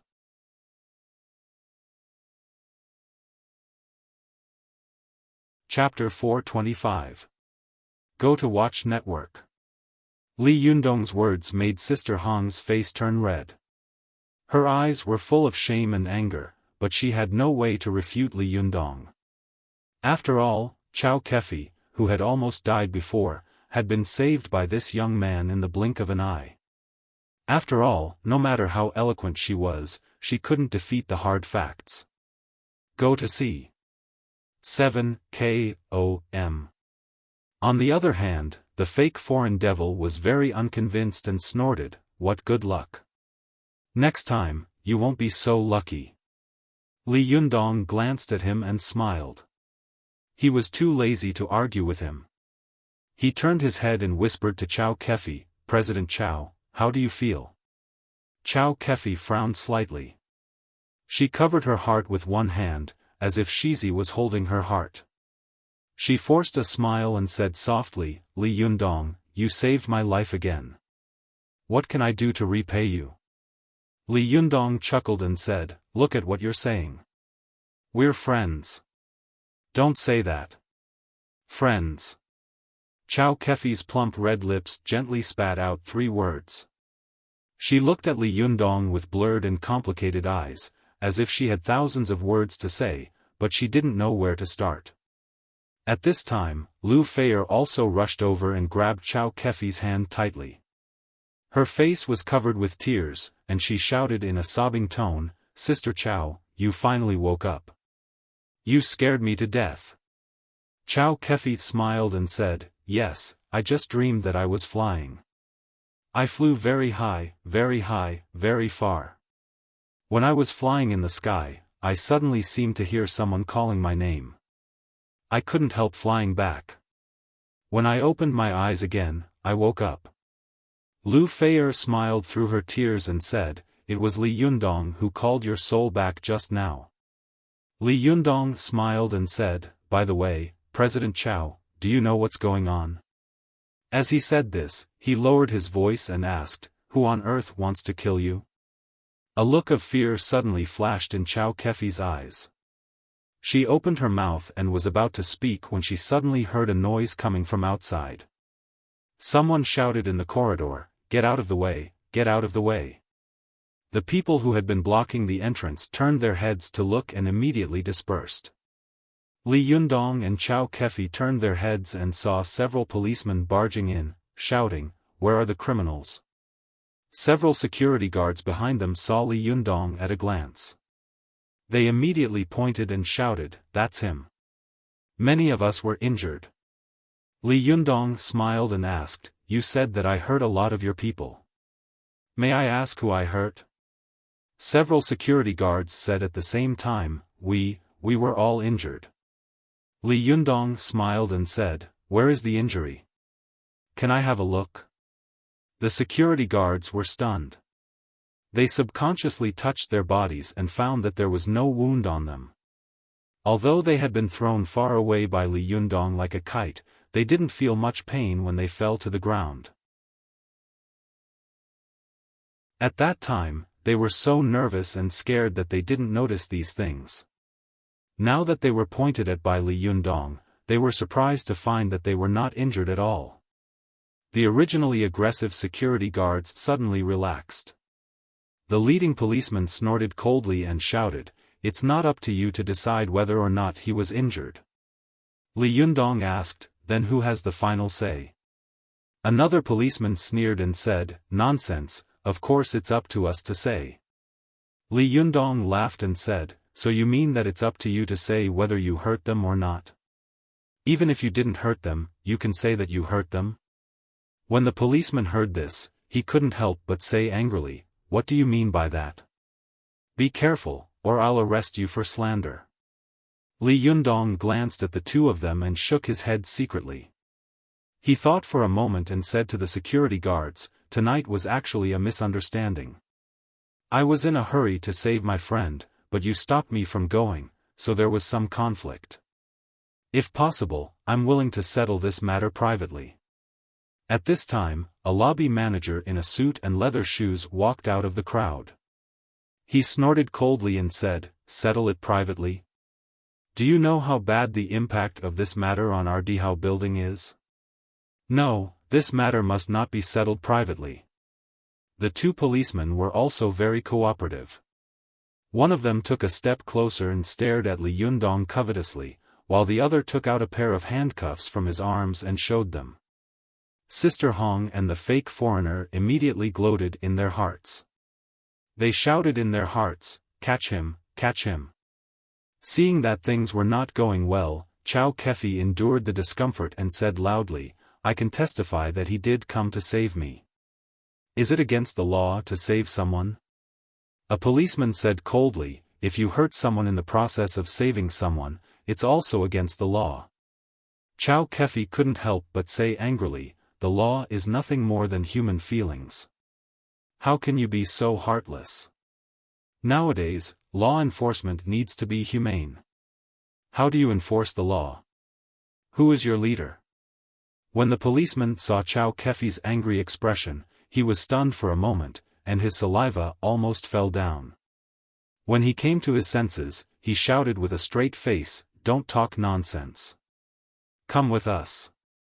Xiao Kefi was shocked and angry, but she was also a person who had seen big scenes. She forcibly suppressed her anger and began to look through her mobile phone quietly. The other policeman who came with him had better eyesight than his companion. Seeing that Xiao Kefi's temperament was different from ordinary people, he hesitated for a moment. He felt that this matter could be big or small, but if it was really big, if the other party had a very strong background, then he, a small policeman, would not be able to bear the consequences. He turned to the lobby manager behind him and whispered a few words to him. The lobby manager snorted. He thought for a moment and was about to speak when he suddenly heard a dignified voice not far away. "Xiao Lu, what are you doing here?" The policeman named Xiao Lu turned his head and saw a middle-aged man in casual clothes looking at him majestically. He was shocked and trotted over quickly. He saluted respectfully and said loudly, "Director Gong, I'm on a mission. Director Gong frowned and said, "What kind of mission is it? Take me to have a look." Xiao Lu smiled apologetically and said, "It's just a small matter. How can it be worth your time?" Director Gong snorted and said, "It's just a small matter, but it's so big. If it's really a big matter, are you going to tear the earth apart?" As he spoke, Director Gong put his hands behind his back and walked through the corridor like a beast king patrolling the mountains. The people who had been watching the fun in the corridor made way for him in awe. The lobby manager's face was full of smiles at this time. He took out a pack of cigarettes from nowhere and handed it over with a smile. "Director Gong, I'm really sorry to disturb your rest." "I'm sorry, I'll ask someone to send you 2 late-night snacks later."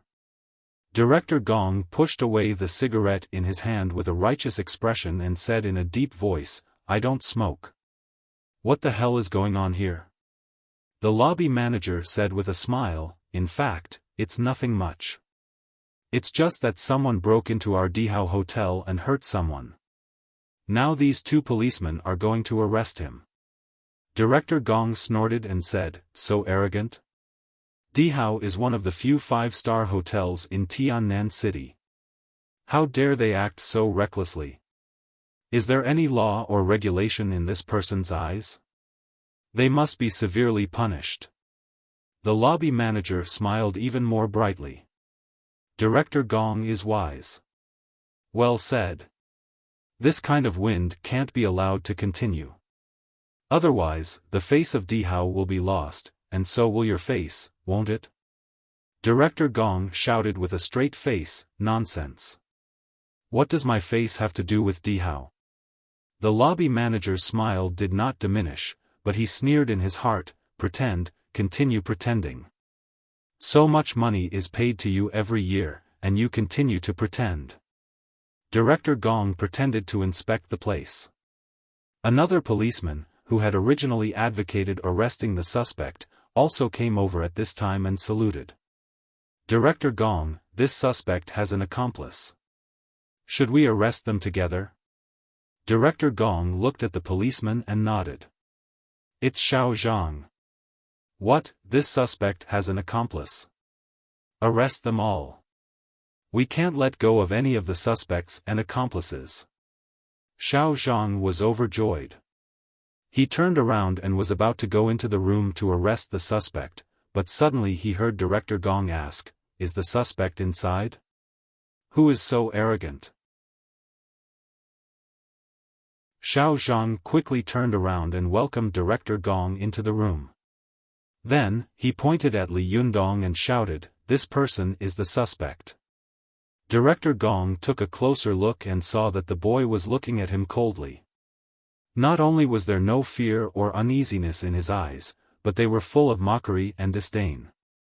He subconsciously became angry in his heart, but soon he found that the person in front of him seemed to be a little familiar. He was shocked and carefully looked at Li Yundong with his eyes wide open.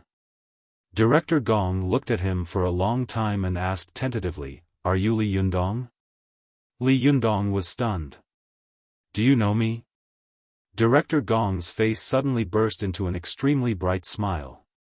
It was hard for others to imagine that his middle-aged face, which had been full of dignity and coldness just a moment ago, could burst into a cheerful smile like that of a baby.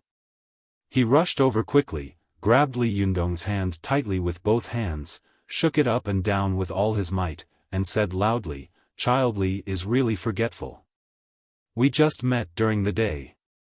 I went to your tea house when it opened." At this time, the people inside and outside the room were all sweating, especially the policeman, Xiao Zhang, who had clamored to arrest him. He was sweating profusely, and his whole body was stiff as if he were sitting on wax. Sister Hong and the fake foreigner, who had been gloating and wanted to watch the fun, looked at Li Yundong with their mouths agape, as if they were looking at a visitor from outer space. When Li Yundong opened the tea house today, there were at least 70 or 80 celebrities from all walks of life. Just the names and official positions of these people made him dizzy. How could he remember who the middle-aged man in front of him was? But when Li Yundong saw that the other party was so enthusiastic and the smile on his face was as bright as a sunflower, he couldn't lose his temper. As the saying goes, don't hit a smiling person, right? Li Yundong pretended to be suddenly enlightened. He smiled and said, "Ah, I remember. I'm so sorry. Hello, Director Gong." Director Gong smiled very warmly. He asked knowingly, "Why are you here today, child Li?" Li Yundong smiled and said, "I came to save a friend, but there was a misunderstanding with Di Hao." As he said this, he glanced at the policeman who had clamored to arrest him. As soon as Li Yundong's gaze swept over the place, the people there immediately broke out in a cold sweat, especially the lobby manager, who refused to settle the matter privately. He secretly regretted it so much that he wanted to slap himself in the face. What kind of background could make the director of the city's public security bureau so close to him, and even with some flattery? What kind of background could he have? He had provoked such a devil. How could he survive in Tiannan City?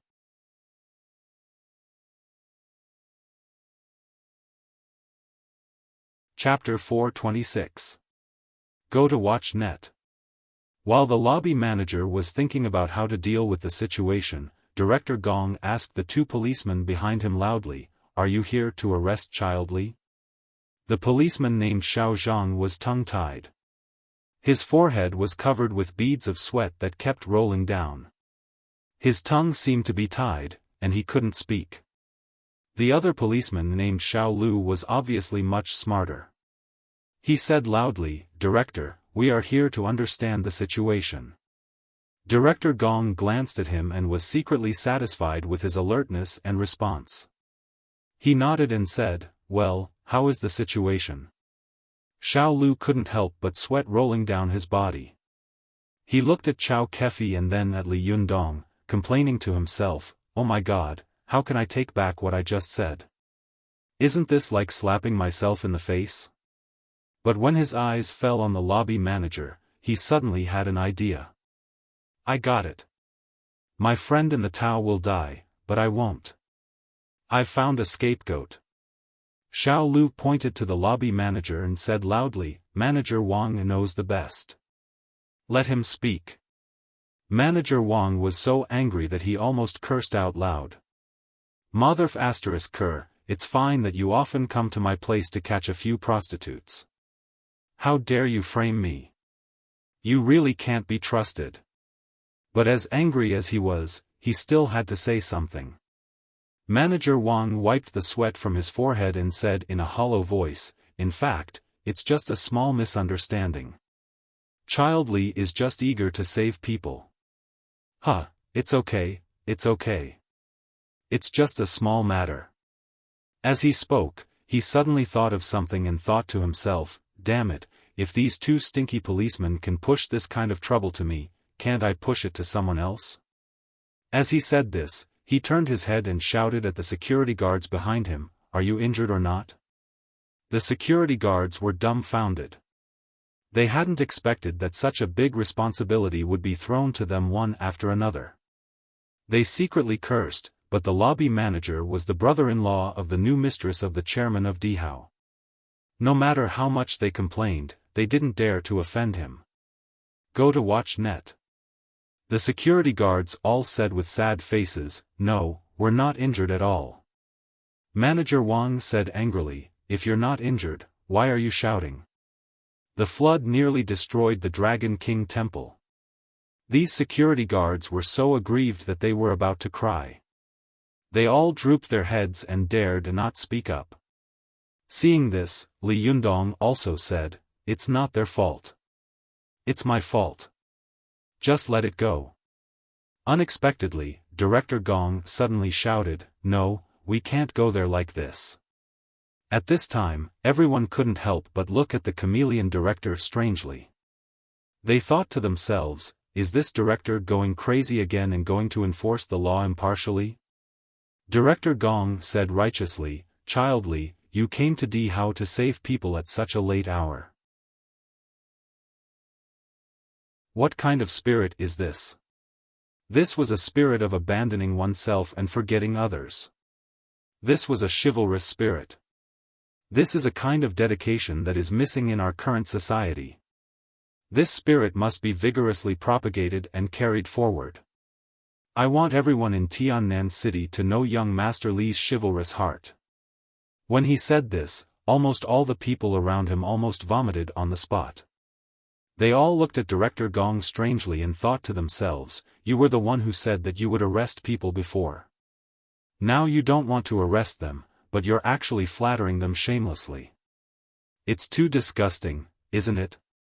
Chao Yi couldn't help but look at the director of the Public Security Bureau with disdain and spit in her heart. Everyone loved flattery, and even Li Yundong was no exception. However, Li Yundong was a little overwhelmed by this kind of heavyweight flattery. He didn't know whether to laugh or cry and said, Director Gong, there's no need for that, is there? Director Gong thought that Li Yundong was pretending to be polite, so he dragged his voice and said, Hey! Child Li, what are you talking about? How can you not use it? This is a great opportunity to publicize and educate the general public.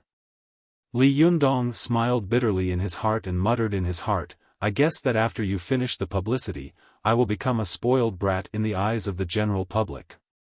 Li Yundong quickly waved his hand and said, No, there's really no need. Keep a low profile, you have to keep a low profile. Director Gong suddenly understood and said with admiration, After all, Child Li's realm is high. I admire you. Li Yundong smiled dryly and said, No, Director Gong, you're too polite. I have one thing I want to ask Director Gong for help with. After that, he whispered a few words in Director Gong's ear. When Director Gong heard this, he was immediately overjoyed. He patted his chest and said, This is a small matter, no problem.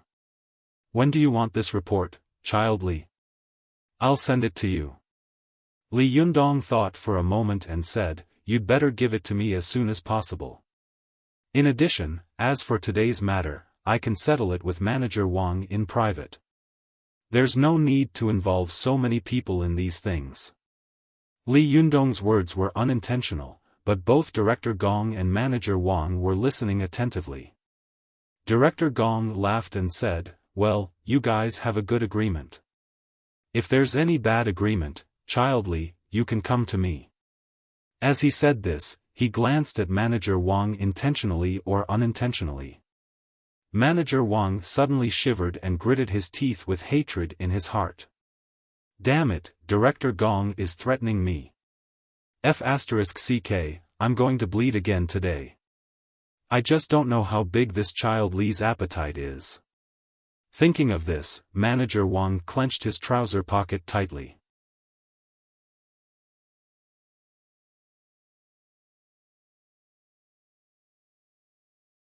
He asked curiously, Where are you going?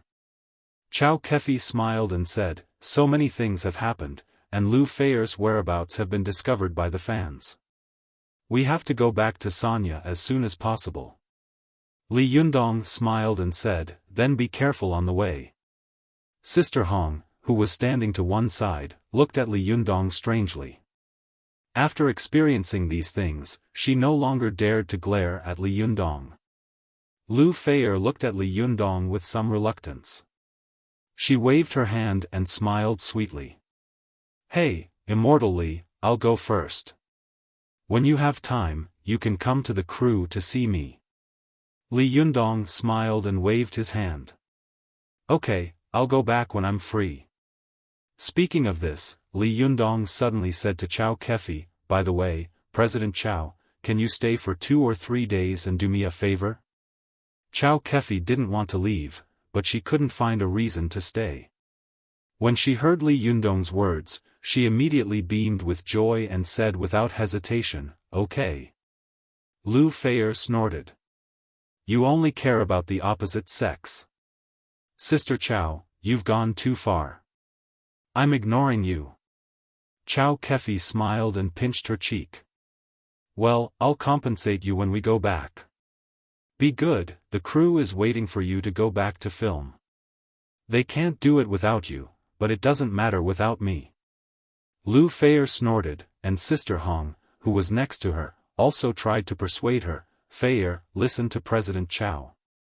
You really should go back. Do you want to stay and see the headlines of the entertainment section of Tiannan Daily tomorrow? Only then did Lu Feier say resentfully, well, you two don't have to sing a duet. I know. After that, she got into the elevator with flagging interest. After watching her and her agent disappear from his sight, Li Yundong whispered a few words to Chow Kefi. Hearing this, Chow Kefi was slightly shocked and blurted out, you want me to continue pretending to be dead? Li Yundong smiled and said, no, so many people have seen that you're not dead. I just want you to continue pretending to be half dead. Chow Kefi asked curiously, why? Li Yundong smiled confidently. It's very simple. Don't you want to know who wants to kill you? Humph, this is called inviting the enemy to enter the urn.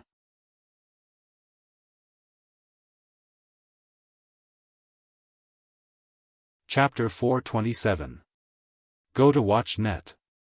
When Li Yundong returned home, it was already late at night, but the house was still brightly lit. Everyone was waiting for his return. Watch net. 7 K.O.M. Zi Yuan was sitting cross-legged in a corner with her eyes closed. The three Sherbua of the Fox Zen school were sitting cross-legged on the carpet near the sofa, as if they were meditating and practicing qi. Zhou Qin paced back and forth at the balcony door, her head lowered as she pondered about something. Ruan Hongling and the little foxes of the Fox Zen school were sitting on the carpet in the middle of the living room, watching the evening news on the TV station. Su Chan was sitting on the side closest to the balcony, hugging her knees and resting her chin on them. Although her face was facing the TV, her eyes glanced out of the balcony from time to time. After living in the secular world for a while, the little foxes gradually became accustomed to television and had a general understanding of the contents of the television. As they watched the news, they whispered to each other, "Hey, do you think we're in the news?" "I don't know, but there should be. I think I saw a guy shooting for a while." Didn't fourth junior sister say that she saw the news in Tiannan City when she came back tonight? Can you watch the replay now? Idiot, the evening news is not a repeat. You don't even know that. Yes, you're smart. You watched the news broadcast as if it was a TV drama. While they were arguing in a low voice, a little fox suddenly pointed at the TV in surprise and shouted, "Look, it's our Desanxian." As soon as she said this, the little foxes immediately gathered in front of the TV. Zhou Qin also stopped and looked at the TV. Even the three Sherbua of the Fox Zen school opened their eyes, leaned over, and watched curiously. Only Zi Yuan opened her eyes slightly, smiled, and then closed them again. Su Chan pointed at the TV and shouted in surprise, "It's me. Look, it's me." The little foxes also pointed at themselves on the TV excitedly. "Me too." Those who couldn't find it shouted, "Damn it, I didn't even see myself, and the image is gone." Ruan Hongling saw that the little foxes' faces were almost glued to the TV. Their heads were shaking, so she couldn't find them for a long time. She couldn't help but say sourly, "You're really ignorant. What's so strange about being on TV?" As soon as she finished speaking, Su Chan turned around and said with a smile, "Hongling, I see you." When Ruan Hongling heard this, she immediately leaned over and widened her eyes. Where? Su Chan had a mischievous smile on her face. She stuck out her tongue and giggled. "The scene is over." Ruan Hongling immediately said angrily, "Are you playing with me?" Su Chan shook her head and said, "Well, it's nothing." "Hongling, you're right. What's so strange about being on TV? It doesn't matter if you don't see it, right?" Ruan Hongling was furious. She stared at Su Chan with her eyes wide open and thought to herself, "Well, she wants to fight with me. This little fox spirit, it's fine if she can't get along with me on normal days, but how dare she challenge me at this time? The two of them were staring at each other like fighting cocks. Zhou Qin suddenly pushed open the door on the balcony and said with a smile, "Master, you're back?" Su Chan turned her head abruptly and said in surprise, "Yundong is back." At this time, everyone in the living room stood up and looked at the balcony in unison. They saw Li Yundong walking in from the balcony with a sullen face. Everyone saw Li Yundong's serious expression. As soon as he entered the living room, the temperature seemed to drop a few degrees. They all looked at each other for a moment, not knowing what had happened and feeling uneasy. Seeing Li Yundong like this, although Su Chan was also a little nervous, she still relied on her close relationship with Li Yundong to ask boldly, "Yundong, what happened?" Li Yundong glanced at her, patted her head, and then smiled slightly. "It's nothing. President Chao was attacked." "Ah!" everyone suddenly exclaimed. Su Chan couldn't help grabbing Li Yundong's hand and asking with concern, "What's going on, Yundong? Is President Chao all right?" Li Yundong's eyes quickly swept across the crowd. He shook his head and said, "She's fine now. I've already taken her to the hospital." Zhou Qin asked, "Is President Chao being chased by debt collectors again?" Li Yundong shook his head and said, "No, someone deliberately wanted to kill her." Zhou Qin couldn't help frowning. Who wanted to kill her? What kind of enemy does she have? Li Yundong said in a deep voice, "I don't know, but I think President Chao will tell us when she wakes up." At this time, Chao Yi couldn't help but ask in surprise, "Is President Chao all right?" Li Yundong glanced at her and said with a smile, "She should be fine. She's still in the hospital for observation." Chao Yi couldn't help patting her chest and said with a smile, "Amitba, that's great." Li Yundong smiled noncommittally and said, "Well, it's over for the time being. The police have already arranged for someone to protect her. Nothing will happen to her again." As he spoke, he nodded to Ziyuan and winked at Zhou Qin. "Ziyuan, Zhou Qin, come to my room. Also, everyone, go to bed. It's late." Everyone immediately scattered and went back to their rooms.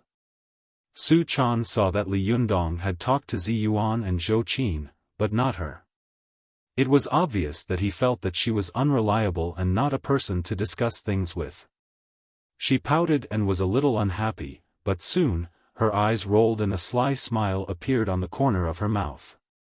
After Li Yundong entered the room, he watched Zhou Qin close the door and said in a low voice, "Zhou Qin, today's opening ceremony is over. Can you consider preparing to go to the Zhuji phase?" Zhou Qin hadn't expected that Li Yundong would call her in and say such a thing. She looked at Li Yundong bitterly, sighed slightly in her heart, and said faintly, "Are you in such a hurry to drive me away?" Li Yundong was stunned for a moment, but then he couldn't help laughing. He waved at Zhou Qin and whispered a few words in her ear. When Zhou Qin heard this, she was surprised and asked, "Is that okay?" Li Yundong smiled confidently and said, "Don't worry, it doesn't matter whether it works or not. If it doesn't work, you can continue to move forward and go to the Zhuji phase. If it works, you can just pull out the poisonous thorn in your heart." Zhou Qin thought for a moment, then nodded and said decisively, "Okay. Then I'll go and prepare." Ziyuan saw that Zhou Qin's attitude had changed 180 degrees after listening to Li Yundong's words. After Zhou Qin left, she couldn't help laughing and said, "What did you say to her? Why are you being so mysterious?" Li Yundong chuckled and said, "It's a secret. But you'll know soon enough." Ziyuan couldn't help but say angrily, "Then why did you call me in? Are you keeping me guessing?" Li Yundong smiled and said, "Don't be angry. I did call you in because I have something to discuss with you." Ziyuan glared at Li Yundong and said, "What's the matter? Hurry up and say it." Li Yundong saw that Zi Yuan, who had always been as elegant as a fairy, actually showed such a rare look of a girl. Her beautiful eyes were full of hope, and her fairy face was both angry and happy. It was as if a young girl was angry at her boyfriend. Li Yundong was a little stunned, and his gaze made Zi Yuan come back to her senses. She turned her head away awkwardly, her ears blushing and her eyes flickering. For a moment, both of them were a little embarrassed and speechless. There seemed to be a faint ambiguity flowing in the air. After a long time, Li Yundong coughed dryly and told Zi Yuan about what had happened that night. Then he said, "When we targeted Zhuang Yiting and Chao Yi, Zhuang Yiting first took the initiative to expose Chao Yi. Don't you think it's too much of a coincidence?" Zi Yuan gradually calmed down. She stroked the black hair at her temples, her eyes narrowed, and she thought for a moment before saying, "According to what you just said, there are a few coincidences in what happened tonight. First, why was Chao Kefi attacked? Moreover, the other party tried to kill Chao Kefi by dispersing her soul. This means that this person must be a cultivator. And why would a cultivator risk being struck to death by heavenly thunder to try to kill a mortal like Chao Kefi?" Li Yundong nodded and said, "That's right. And the second coincidence is, how did this person know where Chao Kefi and the others were staying?" Zi Yuan also said naturally, "Unless this person has been watching Chao Kefi from the beginning and has been following her all the way to the place where she is staying." Li Yundong continued, "There is another possibility. That is, this person heard Chao Kefi say where she was staying when Desangxian left." Zi Yuan's eyes suddenly lit up. She smiled coldly and said, "Hey, did you notice that when Chao Kefi first came, who in the Fox Zen school showed the most unusual emotions?" Li Yundong smiled slightly and said, "You told me about this. Chao Yi and Zhuang Yiting were the most unusual. They looked as if they had seen a visitor from outer space, and their faces were full of shock and disbelief." Zi Yuan nodded slightly and said, "It's a pity that their emotions only showed for a moment and soon disappeared. I didn't pay much attention to their other emotions. However, judging from their reactions and our previous inference, the identity of the culprit who attacked Chao Kefi is obvious. It is very likely that the one who attacked Chao Kefi was second Shirboi Yen Fang." Li Yundong nodded slowly. He sighed softly and said, "This is also what I don't understand the most. If it was really Yen Fang, why did she attack Chao Kefi? Moreover, she had 10,000 ways to kill Chao Kefi. Why did she choose to shatter Chao Kefi's soul?" After pondering for a while, Zi Yuan said, "If an ordinary person is killed, his 3 souls and 7 spirits will temporarily stay in his body for a period of time and not dissipate. Just like Deng Yu and Deng Jiao, cultivators can give them a new life by restraining their 3 souls and 7 spirits. But if the other party's soul is forced out of the body, if the soul doesn't return to the body within an hour, although the body is still alive, it will actually become a vegetable. In this way, the other party doesn't have to risk killing the other party and attracting the heavenly thunder, and it can also make it impossible for the other party to gather the soul to resurrect the person. Because once the soul is scattered, the person's spiritual energy will be scattered between heaven and earth, and it can no longer be gathered. Unless..." Li Yundong listened attentively. When he heard the last round, he saw that Zi Yuan hesitated slightly and didn't continue, so he asked casually, "Unless what?" Zi Yuan smiled slightly and said, "Nothing. In short, this person wants Chao Kefi to become a vegetable, but she doesn't actually want to kill her." Li Yundong didn't take Zi Yuan's hesitation to heart. He continued to ponder what had happened tonight. After thinking for a while, he said, "In short, this matter is very strange. Why did Yen Fang attack Chao Kefi? The motive of this matter is very confusing." As he spoke, Li Yundong seemed to think of something. He asked again, "By the way, why does Chao Kefi only have 1 soul and 3 spirits?" Zi Yuan also shook her head and smiled helplessly. I don't know either. It's the first time I've met such a person. Li Yundong thought for a while, but he couldn't figure it out. He smiled and said, "Forget it, don't think about it. The truth will come out. Moreover, I feel that in the next 2 days, Yan Fang will not be able to bear it. Tomorrow, she will." Before he could finish his words, he suddenly heard a knock on the door. Li Yundong said in a deep voice, "Come in." With a creak, the little girl's eyes rolled around and she poked her head in. She asked tentatively, "Yundong, can I come in?" Li Yundong scolded with a smile, "You've already come in half. Can I stuff you back in? Come in. What's the matter?" Su Chan jumped in with a smile, threw herself into Li Yundong's arms, and said coquettishly, "I have something to talk to you about." Seeing this, Zi Yuan smiled slightly and said, "I'll go back first. Let's talk about it tomorrow." Li Yundong nodded at her with a smile and said, "Okay, let's see Zhou Qin off tomorrow." After Su Chan watched Zi Yuan leave, she blinked and asked curiously, "Is Sister Zhou Qin going to the Zhuji phase tomorrow?" Li Yundong nodded and said, "Yes, her cultivation has improved by leaps and bounds. It can be said that she has made rapid progress. Tomorrow, she should also set foot on the road to the Zhuji phase. By the way, why are you looking for me?" Su Chan giggled and said mysteriously, "Yundong, there are 2 things I don't know if I should say to you or not." Li Yundong smiled and said, "Is there anything you can't say to me? Say it, silly girl." Su Chan nodded. She stood on tiptoe and whispered a few words into Li Yundong's ear. At first, Li Yundong smiled and said, "It's just the 2 of us. Why are you being so mysterious?" But soon, the smile on Li Yundong's face disappeared.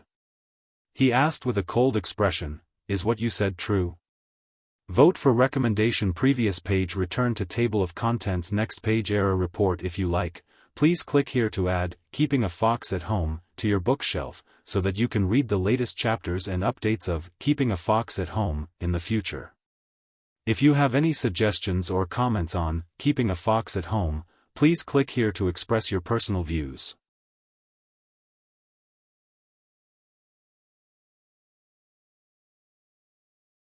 Chapter 428. Go to Watch Net.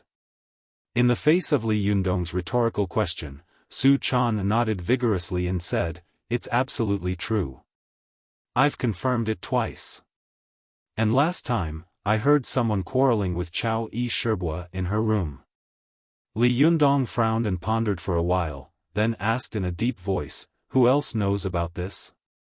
Su Chan blinked her eyes and said, "Just me. Go to Watch Net. 7 KOM. A smile appeared on Li Yundong's face. He stroked the girl's hair with relief and said softly, "My girl knows how to share my worries and difficulties." Su Chan smiled sweetly. The girl held Li Yundong's arm and said in a sweet voice, "I always make trouble for you. I feel sad, so I have to help you in other ways." Li Yundong chuckled and said, "Well done, but don't let others know." Su Chan nodded obediently. She asked suspiciously, "Yundong, what are you going to do?" Li Yundong smiled and said, "I have my own way. You can go back first. Don't let others find out that something is wrong." Su Chan giggled and said, "I know. Although your girl always causes you trouble sometimes, she is not a fool." Li Yundong laughed and said, "Well, my girl is the smartest." Hearing Li Yundong's praise, Su Chan was so happy that she beamed with joy. She walked to the door, turned around, and waved her hand. She whispered in a sweet voice, "Then I'm leaving." Li Yundong smiled and waved at the girl. After the door was closed, the smile on his face faded little by little, and he looked thoughtful. Under the moonlight, Li Yundong's figure was like a boulder, motionless, deep and cold. At dawn the next day, when the people of the Fox Zen school got up, they were surprised to find that Li Yundong was already standing in the living room early in the morning. Li Yundong stood facing the east-facing balcony with his hands behind his back. His feet were in an irregular position, and the balcony curtains and floor-to-ceiling windows were open. The morning breeze outside blew the corners of his clothes, and the golden morning light was sprinkled on his body like a gauze, making him look like a shining golden pagoda, full of mystery and majesty. The little foxes of the Fox Zen school looked at Li Yundong's back and held their breath for a moment. One by one, they looked at their leader with admiration, as if as long as they stood behind him, they would have nothing to worry about, and everything would be peaceful and happy. Zhou Qin and Li Yundong had agreed to embark on the Zhuji phase that day, so they came to the living room early in the morning. Seeing the little foxes in the living room in a daze, she followed their gazes out of curiosity. Zhou Qin was stunned by what she saw. She looked at Li Yundong with infatuation, and her breathing seemed to have stopped. At this time, Li Yundong had slowly lost the sharpness he had when he had just started cultivating. Instead, he was calm and shrewd. In Zhou Qin's opinion, Li Yundong used to be like a dazzling golden sun, which people couldn't look at directly. But now, Li Yundong was like a towering mountain that people looked up to. He's growing up so fast. Zhou Qin sighed slightly in her heart, and there was even a trace of sweetness and joy in her heart. She was not like Su Chan, who had accompanied Li Yundong when he was at his lowest, but she had finally witnessed the boy's slow transformation from immaturity to maturity. In her opinion, nothing could make her happier than watching Li Yundong grow up and mature. This kind of joy even surpassed the joy of her own cultivation. Gradually, more and more people came to the living room. They were all shocked by the different temperament Li Yundong had shown today, and none of them dared to breathe. When everyone had arrived, Li Yundong turned around, nodded slightly, and said in a deep voice, "You must be wondering why I'm posing here so early in the morning." When the little foxes heard Li Yundong's words, they couldn't help but laugh softly. Su Chan and Zi Yuan knew what Li Yundong wanted to say, so they didn't laugh. They just held their breath and waited for Li Yundong to continue. Li Yundong nodded to the crowd and motioned for them to sit down and make themselves at home. He stood in the field and said in a deep voice, "This time, our Fox Zen school has experienced a major event, which is that we have finally opened up our own source of wealth. Desanxian has successfully opened its business, and I believe that after the opening ceremony on the first day, no other sects will dare to strangle our Desanxian. That is to say, from now on, our Fox Zen school will no longer have to rely on others for food and clothing and be afraid." The little foxes were used to Li Yundong's humor and easygoing manner. Suddenly, when they saw Li Yundong speaking with a serious face, they were all a little uncomfortable for a moment. They looked at each other and didn't know whether they should applaud at this time or not.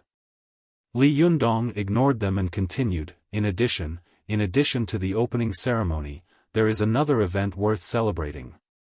Li Yundong nodded to Zhou Qin and motioned for her to come to him. He said, "Zhou Qin is about to reach the Zhuji phase. Today, I will solemnly teach her a few powerful magical weapons. I hope everyone can bear witness." As the leader of the sect, Li Yundong had absolute control over the powerful magical weapons in the sect, so there was no objection from the Fox Zen school. The little foxes looked at Zhou Qin eagerly, their eyes full of envy. They all thought to themselves, "This guy is really lucky. She has Renyuan Jindan and a powerful magical weapon given by the leader. I'm so envious."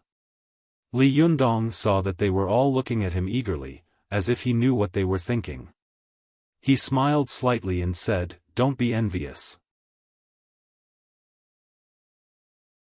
I promise you that in the future, if there are elixirs and elixirs, you will definitely get them. Moreover, if there are powerful magical weapons, you will definitely get them." When the little foxes heard this, they immediately beamed with joy and shouted, "Long live the emperor!" Li Yundong nodded and raised his hand. the little foxes immediately fell silent and stopped making trouble.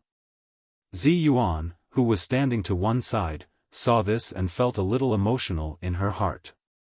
Since Li Yundong took over as the leader of the Fox Zen school, although he has been very loved, the little foxes have always been close to him and lack authority. Therefore, the three Sherbua have always been needed to discipline these little foxes. But now, Li Yundong's bearing was enough to subdue these lawless little foxes. At this time, Li Yundong said to Zhou Qin seriously, "Zhou Qin, kneel down. Now, as your master, I will teach you powerful magical weapons. I hope that you can make good use of them after you reach the Zhuji phase." Zhou Qin's face was also full of solemnity. She knelt down respectfully, raised her hands high, and lowered her head slightly. She looked at Li Yundong's shoes and said, "Master, please give me the treasure." Li Yundong took out the cold saw-toothed Vajra wheel from the colorful brocade pouch he carried with him and handed it to her, saying, "This is the powerful magical weapon of Yi Yu of the Fox Zen School. Its original name is the cold saw-toothed Vajra wheel. Now I will rename it Chiyue and give it to you. I hope that you can use it to cut off all the thorns and difficulties on the path of cultivation." Zhou Qin took it respectfully and put it aside. At this time, Li Yundong took out a fiery red whip from the brocade pouch and said in a deep voice, "Zhou Qin, take the treasure." Zhou Qin raised her hands again and said respectfully, "Master, please give me the treasure." Li Yundong said in a deep voice, "This is the powerful magical weapon of LV Fengping of the Yin Yang sect of Mount Wuhua. Although I don't know its original name, I will rename it the Vulcan's Whip today. I hope that it can be carried forward in your hands." Zhou Qin took it respectfully and placed the Vulcan's Whip beside her. At this time, Ruan Hongling, who had been watching the scene, suddenly whispered to Zi Yuan, "Sister Zi Yuan, today is the first time I've found that Li Yundong is really serious." Zi Yuan's eyes were fixed on Li Yundong. Without turning her head, she replied with a smile, "Was he not serious when he was on Mount Tianlong?" Ruan Hongling snorted. "This guy is always smiling all day long. He's not serious at all. I only remember that he teased me. Who would remember something that happened so long ago?" Zi Yuan watched as Li Yundong solemnly handed over the powerful magical weapons to Zhou Qin. Her eyes suddenly became a little blurred, as if she wanted to see through the scene in front of her and see a distant picture in the depths of her memory. She murmured dreamily, "I remember." Li Yundong's voice suddenly became incomparably spacious and leisurely in Zi Yuan's ears, as if it had come from a distant place. This dignified and solemn voice reminded her of her master. It was as if that gentle figure was swaying in front of her eyes, and that gentle voice was flowing in her ears. Just as Zi Yuan was in a daze, Ruan Hongling, who was beside her, suddenly stretched out her hand and shook it hard in front of her eyes. She whispered, "Hey, Sister Zi Yuan, what's wrong with you?" Zi Yuan seemed to wake up from a dream. She suddenly came back to her senses. In her eyes, the vague figure in the depths of her memory disappeared, replaced by Li Yundong's figure. There was a strong sense of confusion in Zi Yuan's eyes. She couldn't help comparing her master with the boy in front of her. In her impression, her master was like the clouds and the wind, casual and natural. She had never seen him lose his temper. He was always so calm and natural, and his eyes seemed to see through the world and everything. As for this boy, sometimes he was like fire, and sometimes he was like a mountain. He was dignified and unpredictable. Zi Yuan thought in her heart, and she couldn't help whispering, "They are obviously two completely different people. Why do I always feel that they are so similar?" Ruan Hongling, who was standing to one side, sighed in her heart. She knew that it was precisely because her Shiji admired her master so much that she had a deep imprint on her. No matter what, she was imitating her master and chasing after his figure and footprints. Sister Zi Yuan used to have an inexplicable love for master, but now she has obviously fallen in love with this guy, but she refuses to admit it. Alas, I don't know when this layer of paper will be broken. Ruan Hongling thought with a sad face. Ruan Hongling knew that once Zi Yuan indulged in chasing after her master's footprints again, she would return to the appearance of an otherworldly fairy. It was fine if it was just this appearance, but what if her sister Zi Yuan was like her master and flew away without caring about anything? What would she do? Wouldn't that mean that he was going to be all alone? Ruan Hongling didn't want Zi Yuan to become like this, but she didn't have any good ideas, so she said casually, "Sister Zi Yuan, why does Li Yundong have to be the leader of the Fox Zen school? If he sets up his own sect, he might be able to become a great master of his generation." At this time, Zi Yuan became slightly sober.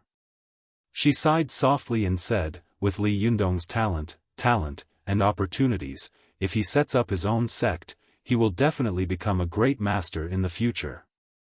A great master? So exaggerated? Although Ruan Hongling disagreed in her heart, she didn't refute it. The two of them whispered. At this time, Li Yundong took out the third powerful magical weapon from the brocade pouch. When everyone saw this powerful magical weapon, they immediately exclaimed, "Liuha." Ruan Hongling also opened her mouth wide and whispered, "No way, the Liuha will also be passed on to Zhou Qin? Aren't you afraid that someone will kill you and take the treasure?" Zi Yuan smiled faintly and did not say anything. At this time, Li Yundong held the Liuha with both hands and said, "Zhou Qin, take the treasure." Zhou Qin raised her hands again and said, "Master, please give me the treasure." Li Yundong said, "This is the powerful magical weapon of Yan Fang of the Linggong sect of the Zhengyi school. Now I will pass it to you. I hope you will make good use of it in the future." Zhou Qin respectfully took the Liuha. At this time, the little foxes of the Fox Zen school were so red that their eyes almost turned into rabbit eyes. It was already good enough for ordinary cultivators to have one powerful magical weapon, but Zhou Qin had actually received 3 at once, and each of them was an extremely powerful cultivation magical weapon. Isn't this too exaggerated? Is it so profitable to be Li Yundong's disciple? Li Yundong didn't seem to see the pairs of shining eyes of the little foxes.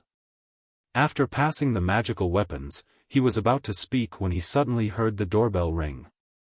Li Yundong looked up and saw Su Chan very cleverly saying, "I'll go and have a look."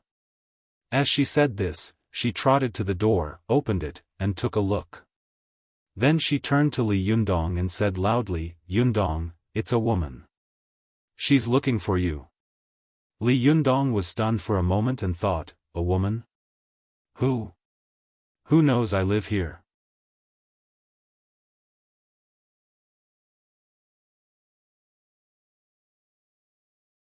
Chapter 429. Go to Watch Network. Li Yundong turned around and walked to the door. When he got there, he saw a tall woman in a professional suit standing at the door. Li Yundong asked curiously, "Who are you?" As soon as the woman saw Li Yundong, a bright smile appeared on her face. She said in a deliberately flattering manner, "Childly, right? I'm an employee of Di Hao. Our manager asked me to deliver something. Go to QuanNet. 7KOM. Only then did Li Yundong understand that he had extorted a sum of money from the woman in Di Hao yesterday. Early this morning, this sucker had come to give him money. Li Yundong didn't know whether to laugh or cry. He shook his head and said, "Forget it. You can take all these things back." The woman's face suddenly changed dramatically. She said in a trembling voice, "Childly, how can you not want it? Didn't we already agree?" Li Yundong shook his head and said, "I can't accept it. You can take it back." The woman was anxious and afraid. She was almost crying. She said in a sobbing tone, "Childly, don't make things difficult for me. I'm just a small employee. It's not easy for me to make a living. You can't make me lose my job. Li Yundong frowned. Just as he was about to speak, he saw Zi Yuan come out and ask softly, "What happened?" When Li Yundong told her what had happened in a low voice, Zi Yuan suddenly laughed. She looked at the woman who was so anxious that she was crying and whispered to Li Yundong, "You went out yesterday and gained a lot. How come I didn't know about this?" Li Yundong smiled and said, "I was thinking about other things yesterday, so I forgot to tell you. Besides, it was not a glorious thing, so I was too embarrassed to tell you. I didn't expect that the other party would come to me today." Zi Yuan pursed her lips and said with a smile, "How could they not come to you? You are so cruel. You robbed them of 500,000 yuan without even asking. TSK, what a great deal. If you open your mouth, Bill Gates will have to beg for food." Li Yundong said with a wry smile, "Come on, don't gloat. Don't make fun of me. What should I do?" Zi Yuan asked curiously, "Take it." "Why not?" Li Yundong was taken aback. "No way," he said. "Did I hear that right? You're actually encouraging me to accept this kind of money?" Zi Yuan smiled and said, "Have you ever seen a Buddhist refuse any incense money? Do you think these monks don't know that a lot of the money is dirty? Money doesn't matter if it's clean or not, it only depends on who uses it. If you think the money is dirty, then you can use it in a clean place. That will be all right, right? Hee, if all of us cultivators thought like you, we would have starved to death a long time ago." Li Yundong couldn't help but chuckle. He thought for a moment and said readily, "Okay, let's do as you say." When the woman saw Li Yundong and Zi Yuan whispering to each other, she stretched her neck to listen.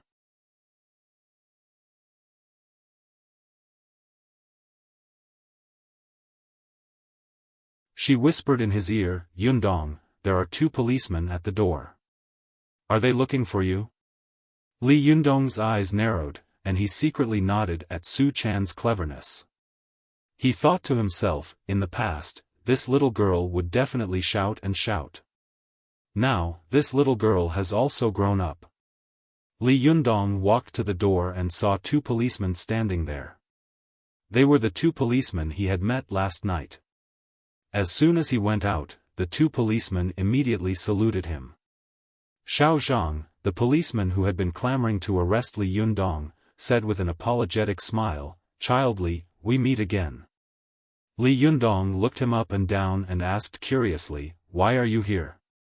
The smile on Xiao Zhang's face suddenly froze, and he didn't know what to say. He wanted to say something soft, but when the words were on the tip of his tongue, he really didn't know how to say them. Xiao Lu, the policeman next to him, was more clever. He quickly handed over a sealed bag in his hand and said with a smile, "Child Li, this is what Director Gong asked us to send." Li Yundong took the sealed bag calmly and said casually, "Did Director Gong ask you to come?" Xiao Zhang suddenly cursed in his heart, "Nonsense, if it weren't for the director asking me to come, I wouldn't have to look at you like this. You just have a great father. What are you so proud of?" Xiao Zhang's face was ugly, but the smile on Xiao Lu's face became more and more brilliant. He said with a smile, "Child Li's guess is really accurate. It was really Director Gong who asked us to come. He said that we offended Child Li last night, and today we have to apologize to you." Li Yundong smiled slightly, glanced at them, and said, "In the future, law enforcement should be more humane. The power given to you by the people is not for you to show off." Xiao Lu quickly nodded and said with a smile, "Child Li is right. You are right to teach us a lesson." Seeing that his companion's face had darkened, he quickly nudged him with his elbow. Xiao Zhang forced out a smile and said dryly, "Yes, young Master Li said it well." Li Yundong saw that his smile was uglier than crying, and Xiao Lu beside him was even more embarrassed. He couldn't help but sigh in his heart. He didn't want to embarrass the 2 of them anymore, so he waved his hand and said, "Forget it, you can go. I still have something to do, so I won't greet you anymore. Xiao Lu quickly smiled and said, Child Li, you are busy. I won't disturb you. After that, he dragged his companion next to him to salute, and then watched Li Yundong turn around and enter the room. Only then did they dare to turn around and leave. After leaving the community, Xiao Zhang spat and said angrily, How old are you? You haven't even grown a few hairs on your head, yet you are already teaching people like an old man. Who do you think you are? However, Xiao Lu shook his head and said, Although this man is young, his bearing is really not small. It's not like you didn't see his background last night. Even Director Gong was polite to him. If he wanted to kill us, wouldn't it be as easy as crushing an ant? But how did you see him talk? What is broad-mindedness? This is broad-mindedness. Xiao Zhang sneered and said, Humph, if I had powerful parents, I would also have broad-mindedness. Hearing this, Xiao Lu couldn't help but sigh, Alas, you hate your father for not being strong. The two of them talked all the way out of the community, but Li Yundong didn't know what they were talking about behind his back. He held the sealed bag in his hand and thought about what the two policemen had said and their attitudes just now. He suddenly felt a little emotional. At this moment, Li Yundong completely understood why all sects had worked hard to get close to the royal power since ancient times. Emperor Wu of the Northern Wei dynasty had put Ko Qianji in an important position, so the Northern Heavenly Master Taoism had risen. During the Song dynasty, Emperor Huizong of Song believed in Mount Longhu, so the Zhengyi school had unified the world. Genghis Khan and Kublai had admired Qiu Chuji, so the Chuanjian sect had become famous all over the world. When the sect and the secular power merged into one, the energy it produced would be huge and immeasurable. In the past, if he had encountered such a thing, he would definitely have suffered a great loss. But now, even the director of the Public Security Bureau was smiling at him, and the arrogant policeman had become subservient. Where did all this come from? Li Yundong knew very well that all this came from Zhou Qin's family power and background, but why did Zhou Qin favor him? It was cultivation. It was the transcendental power that cultivation brought to him that attracted her. It's good to cultivate in Six-Fan School. Li Yundong held the sealed bag in his hand and suddenly sighed softly in his heart. He shook his head and threw this little episode out of his mind. He opened the sealed bag and took out the document inside. After glancing at it, he immediately frowned slightly, and a sharp light shot out of his eyes, as if he was lost in thought. It wasn't until Li Yundong came back to his senses that he found Su Chan and the others looking at him. He didn't even dare to breathe. Seeing that Li Yundong wasn't thinking at this time, Su Chan boldly asked, Yundong, what's wrong with you? Li Yundong smiled and said, Nothing. As he said this, he whispered to Su Chan, Come to the room with me. Well, let's talk to the children. I'll go back to Suzhou on the 10th. I'll break out after I go back. It's really hard to write in Shenzhen. In addition, thank you to the children who voted for PK and VIP tickets. Tang Tang, I thank you very much. I wish you all good luck in the year of the rabbit, and all of you can cultivate to the Yangshan phase, haha.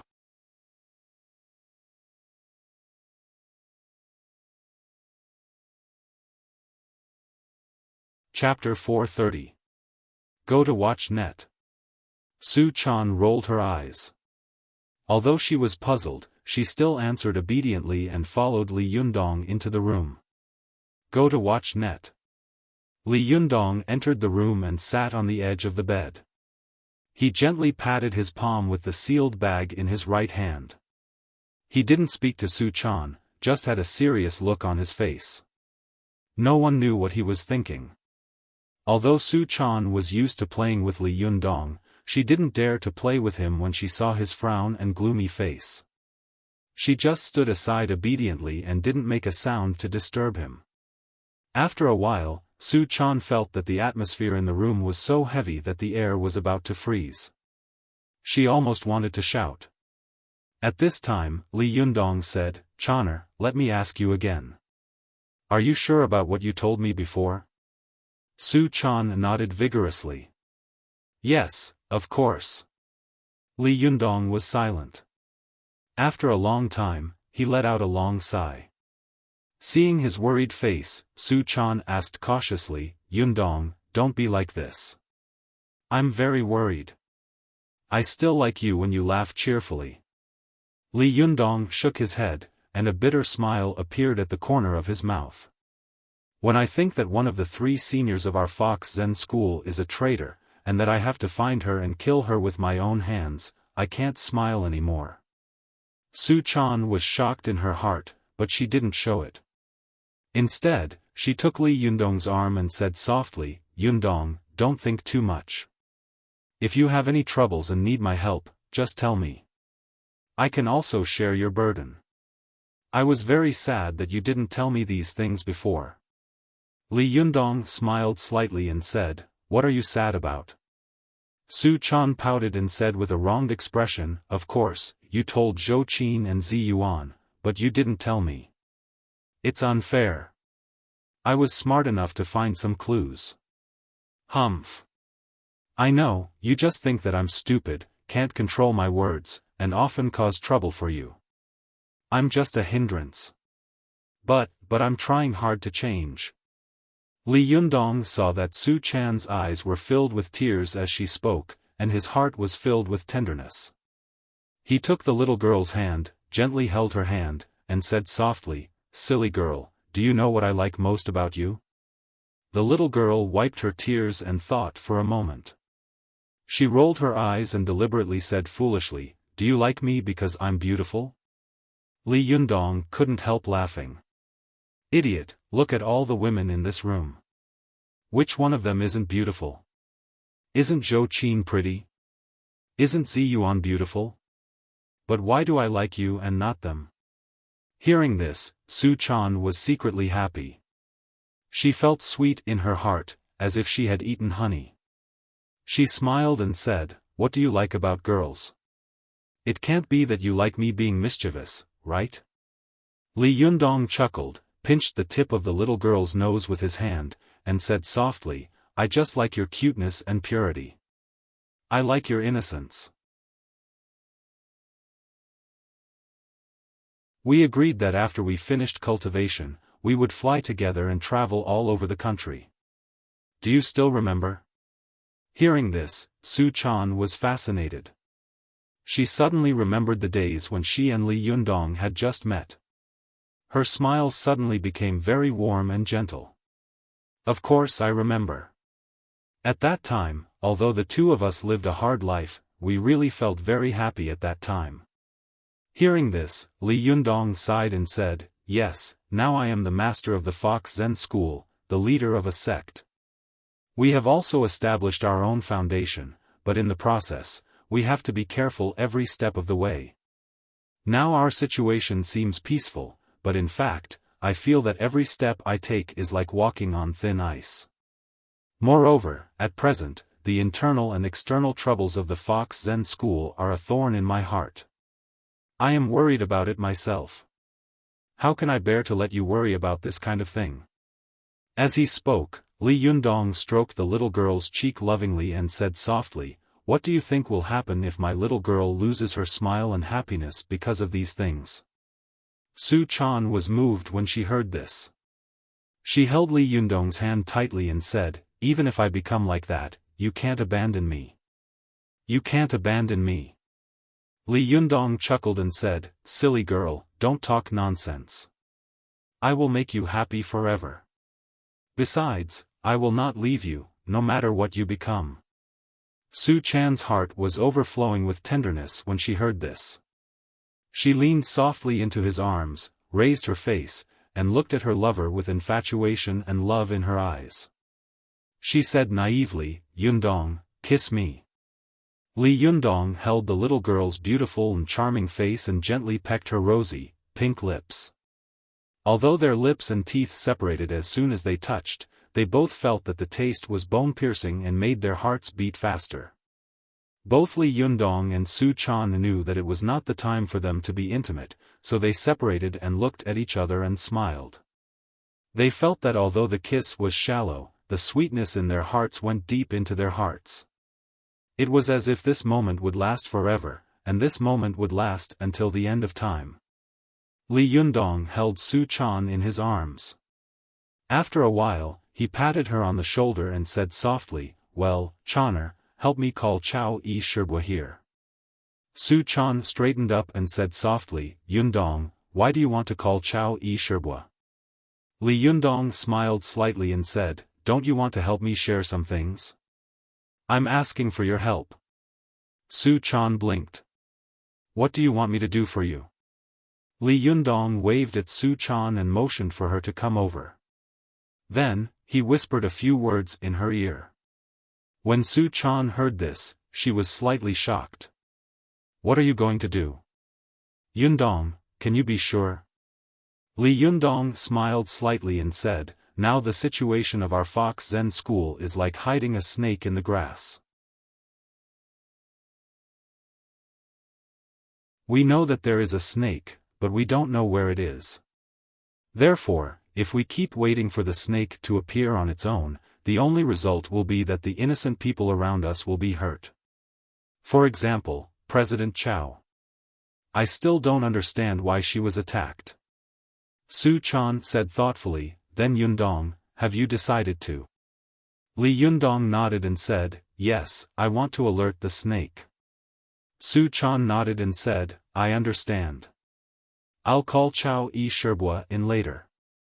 As she spoke, she looked at Li Yundong with some worry and said, "Yundong, you have to pay attention to your own safety. Be careful."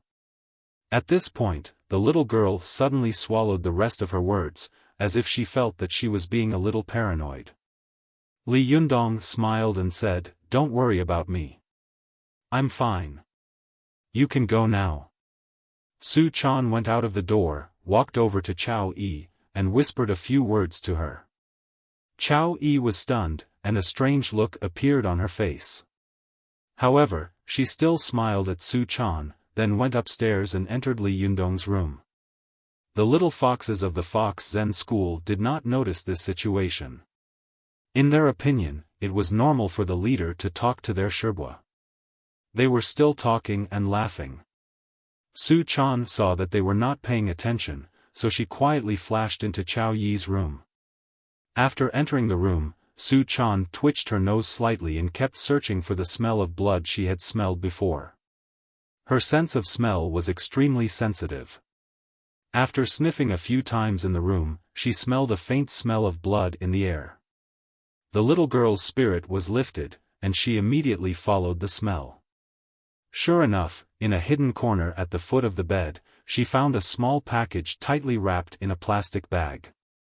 Su Chan opened it and saw that it was the Taoist robe that Chao Yi had worn before. Su Chan nodded secretly, hid the package in her arms, and then quietly jumped out from behind the balcony of the room. The little girl jumped onto the balcony of Li Yundong's room and hid outside with her breath held. When Li Yundong coughed in the room, he said in a deep voice, "Little girl, don't hide. Come in." Su Chan gently pushed open the balcony and said with a smile, "Yundong, you are so powerful now. You can even detect my hidden aura." Li Yundong smiled and pointed outside the balcony, saying, "If you want to hide, how many people in the world can detect you? It was your shadow that betrayed you." Su Chan looked back and saw that the sunlight outside had cast a long oblique shadow on her figure. The little girl patted her head and said with some chagrin, "So that's how it is." Li Yundong smiled slightly and asked, "Have you found it?" Su Chan took out a package from her arms. Li Yundong took it and opened it. It was the Taoist robe that Chao Yi usually wore. Li Yundong looked carefully and saw a faint bloodstain on the cuffs and ribs of the Taoist robe. Li Yundong nodded to himself. His face was as calm as water, and he didn't say a word. The little girl next to him asked tentatively, Yundong, what are you thinking? Is Chao Yi Shibua really the traitor? Li Yundong was silent for a long time. He sighed softly and said noncommittally, I think I already know who the traitor is. Su Chan immediately asked curiously, is it Chao Yi Shibua? Li Yundong glanced at her, touched her soft black hair, and said softly, don't ask about these things. You shouldn't get involved in these intrigues. You have done what you can. Leave the rest to me. I will drive the snake out of our Fox Zen school. Su Chan curled up her lips and said reluctantly, but I'm always worried. You should at least tell me some plans. It's not a big deal if I make a fool of myself, but if I ruin your plan, it will be a big deal. When Li Yundong heard this, he also felt that Su Chan's words made sense. Moreover, at this time, it was time to reveal the dagger, so there was no need to hide it anymore. He thought for a moment, then said to Su Chan with a smile, do you know why Zhou Qin wants to go to the Zhuji phase at this time? Su Chan blinked her eyes in confusion. Isn't it because her cultivation has already reached the required level? Li Yundong shook his head. She can go tomorrow, the day after tomorrow, or the day after tomorrow. Why is she in such a hurry to go today? Su Chan was a very smart woman. After being pointed out by Li Yundong, she immediately thought of what had happened to Chao Kefi before. Her eyes lit up and she let out a soft cry. Li Yundong chuckled and said, Chaner, do you think Yen Fong will choose to continue to find a way to kill Chao Kefi or take back the Liuhe sword that Zhou Qin is carrying? Vote recommendation. Previous page. Return to table of contents. Next page. Error report. If you like, please click here to add Keeping a Fox at Home to your bookshelf, so that you can read the latest chapters and updates of Keeping a Fox at Home in the future. If you have any suggestions or comments on Keeping a Fox at Home, please click here to express your opinion.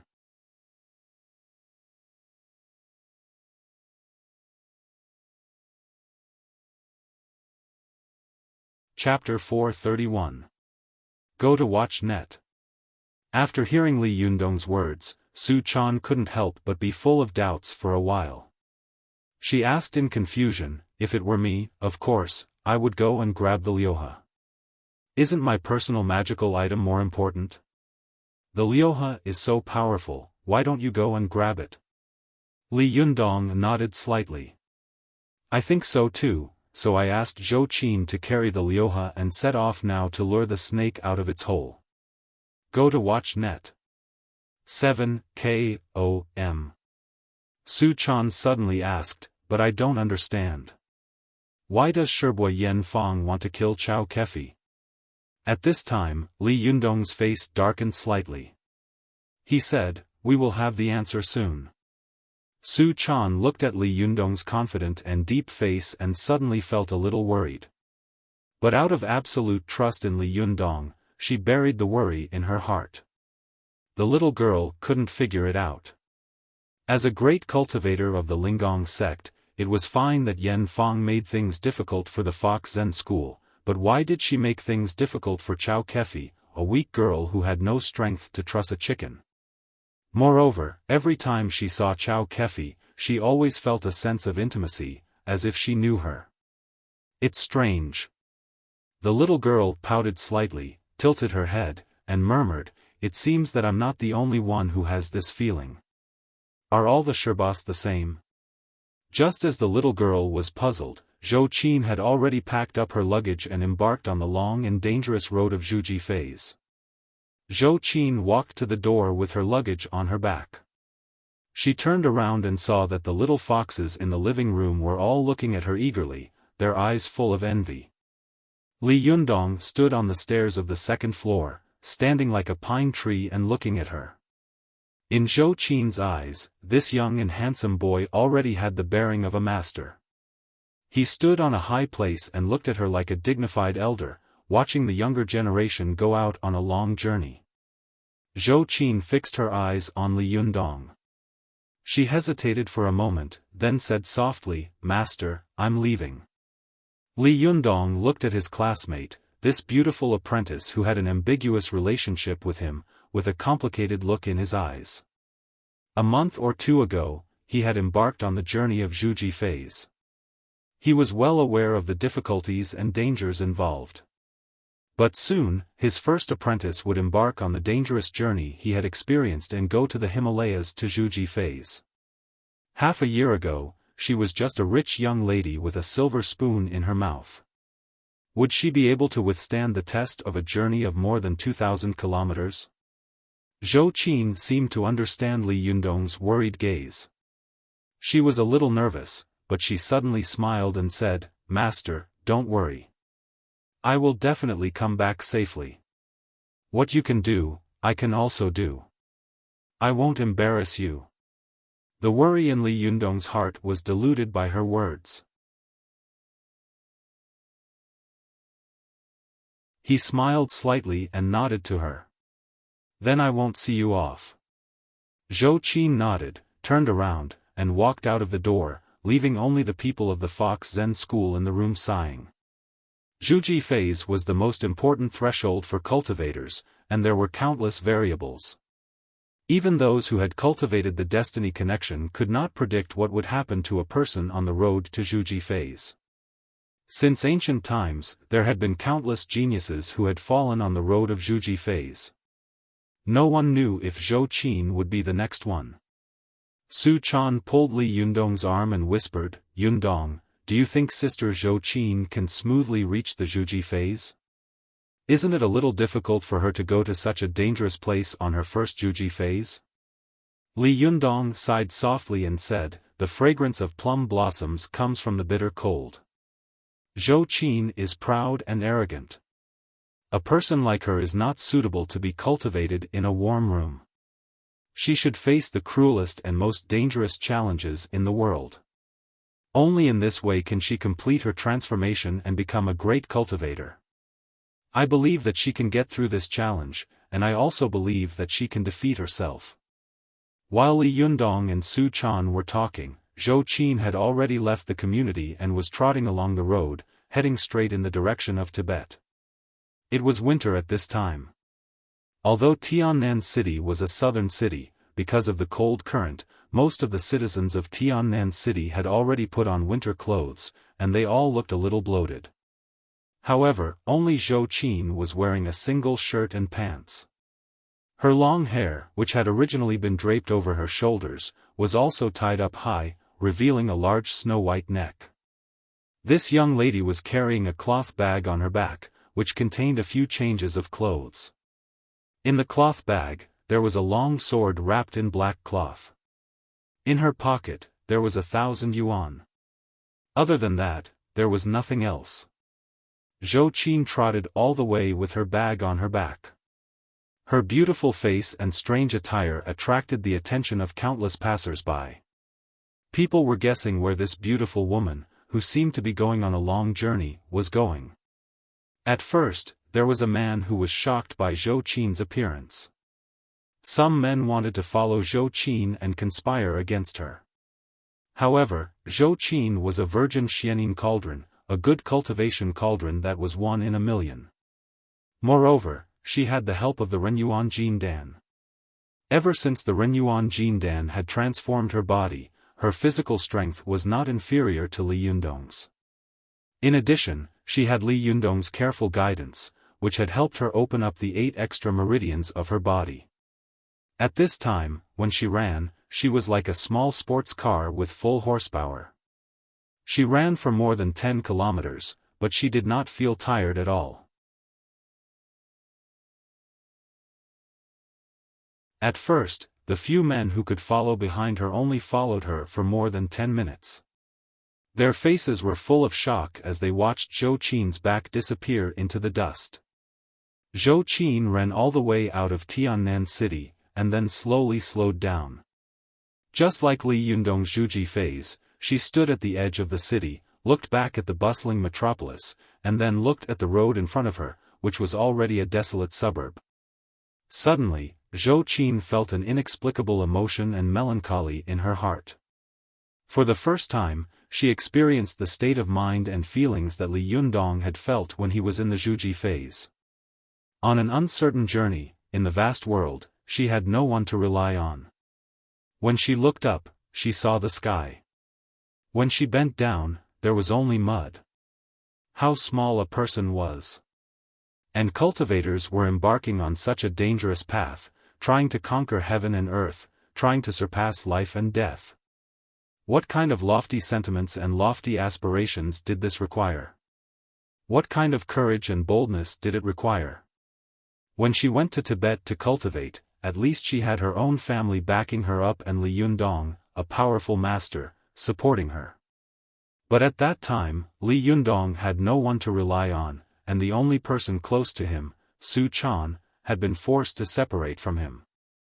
How did he overcome this kind of lovesickness? How did he overcome the dangers of heaven and earth, and successfully build the Zhuji phase? The further Zhou Qin went on the road of cultivation, the more she admired Li Yundong. There were some things that she could only know the horror and difficulty of after she had experienced them herself. Zhou Qin stood by the side of the road and looked at Tiannan city. From time to time, there were speeding cars passing by. Some of them even stopped by the side of the road and asked Zhou Qin loudly if she needed a ride. But Zhou Qin turned a deaf ear to them. She just looked at the city she was familiar with blurred eyes, and then walked away from the bustling world step by step. Zhou Qin followed Li Yundong's footsteps all the way west. Before she knew it, it was already night. At this time, the moon was bright and the stars were sparse. Zhou Qin had already gotten off the highway and entered a barren forest that she couldn't name. She found a remote place and tidied up the surrounding environment a little. Then, she sat down cross-legged and prepared to start qi.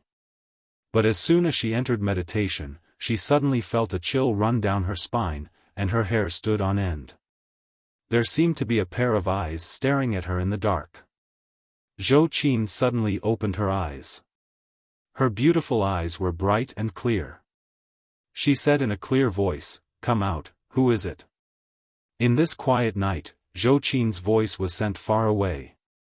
For a moment, the birds and insects were shocked. There was a dead silence all around, and there was no response. Zhou Qin's eyes swept across the dark night. She snorted and took out the liuha from her bag. She sneered and said, "Still not coming out? Do you want to force me to release my powerful magical weapon? This magic weapon of mine was personally passed down to me by my master. I don't need to activate it to slay demons and subdue devils. Once I release it, it won't return to its sheath without seeing blood. I advise you to show yourself to avoid any misunderstandings." As soon as she finished speaking, she saw the figure of a woman appear faintly in the dark night. The woman was graceful, and the corners of her clothes were fluttering, making her look a little elegant and ethereal. Zhou Qin glanced at her with the help of the moonlight and saw that the woman was extremely beautiful. Her eyes were sharp as if they were real. When she looked at her, Zhou Qin's heart shook and her eyes hurt slightly. Zhou Qin was shocked. She knew that the cultivator in front of her must be a powerful character. At least, her cultivation and kung fu were not inferior to Li Yundong's. Zhou Qin frowned and asked, "Who are you? Why are you following me in the middle of the night?" The woman didn't look at Zhou Qin. She just looked at the liuha in her hand. After a long time, she sneered and said, "You said that this sword was passed down to you by your master?" Zhou Qin said in a deep voice, "That's right." The woman raised her head and laughed. "Do you know that this sword was passed down to me by my master?" Zhou Qin's expression froze. "Are you Yan Fang?" Yan Fang smiled coldly. "Your reaction is fast. Humph, that little bastard Li Yundong actually dared to let you carry the liuha in the street? He really thinks too highly of you." Zhou Qin didn't say anything. She just held the sword in her hand and slowly pulled it out. The blade of the liuha rubbed against the scabbard, making a clanging sound, and it was full of murderous intent. When Zhou Qin completely pulled the sword out of the scabbard, the Liuhe let out a series of buzzing sounds, eager to have a try. It jumped into the air and pointed the sword at Yan Fang. Zhou Qin said coldly, "Yan Fang, I know that you are also a pitiful person.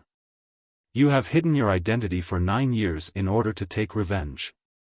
Now that Ao Wushuang has been sealed by you and Lu Yi has been killed by you, the Fox Zen school is now beyond recognition. What else can you not let go of? As the saying goes, put down the butcher's knife and become a Buddha immediately. The sea of bitterness is boundless, so repent and you will be saved. It has not been easy for you to cultivate for so many years. Don't be blinded by hatred and lose your cultivation overnight." Yan Fang laughed out loud. Li Yundong is a sharp-tongued guy. I didn't expect that his disciple would also be the master of a battle of words. The two of you, master and disciple, are well matched. Yan Fang laughed for a while. Suddenly, her face became serious, and her eyes were full of killing intent. She said ferociously, "Zhou Qin, don't think that you can talk to me with a straight back just because your background is strong enough. Let me tell you, you are now a cultivator. If I kill you, I won't be punished by heaven. Moreover, this powerful magical weapon was originally mine. Your master had the cheek to take it for himself. Today, I am just returning it to its original owner." Zhou Qin retorted sarcastically without showing any weakness. The magical weapons in the world belong to those who can. You can't protect your Dharma artifact, yet you say such sour words. Can you even be considered a cultivator? Yan Fang couldn't help but be furious. She shouted, "The magical weapons in the world belong to those who can. Then I'll take them back today."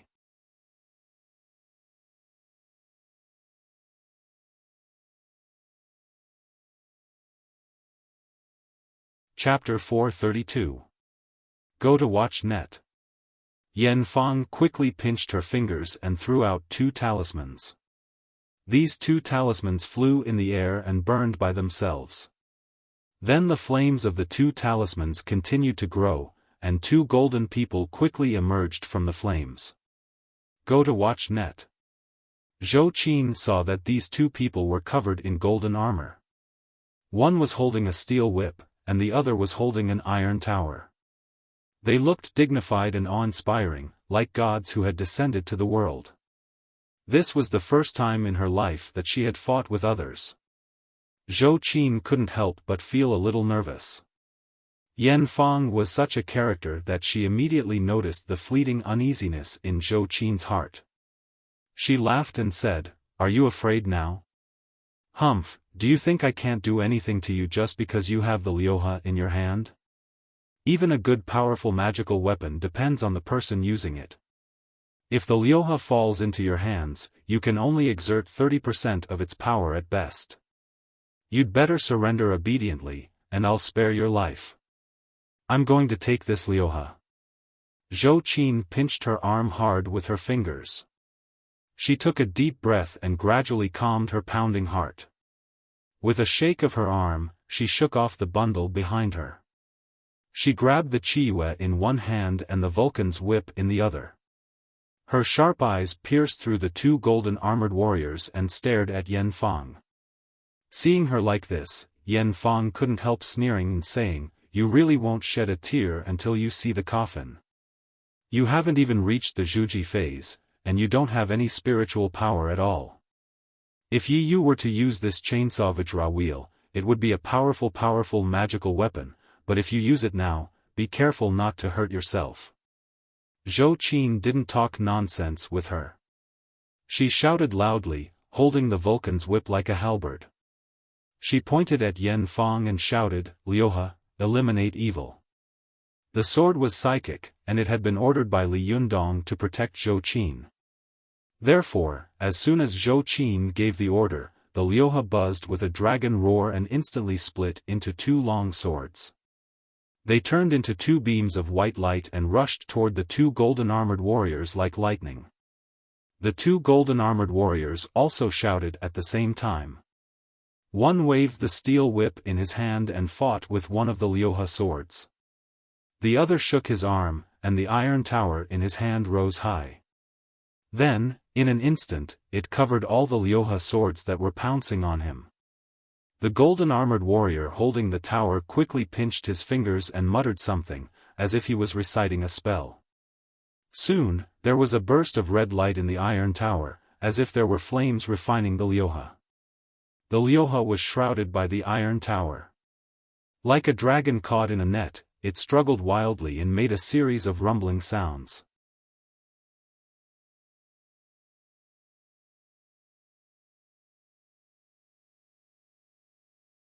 Cultivators could cultivate their bodies to become extremely strong through cultivation.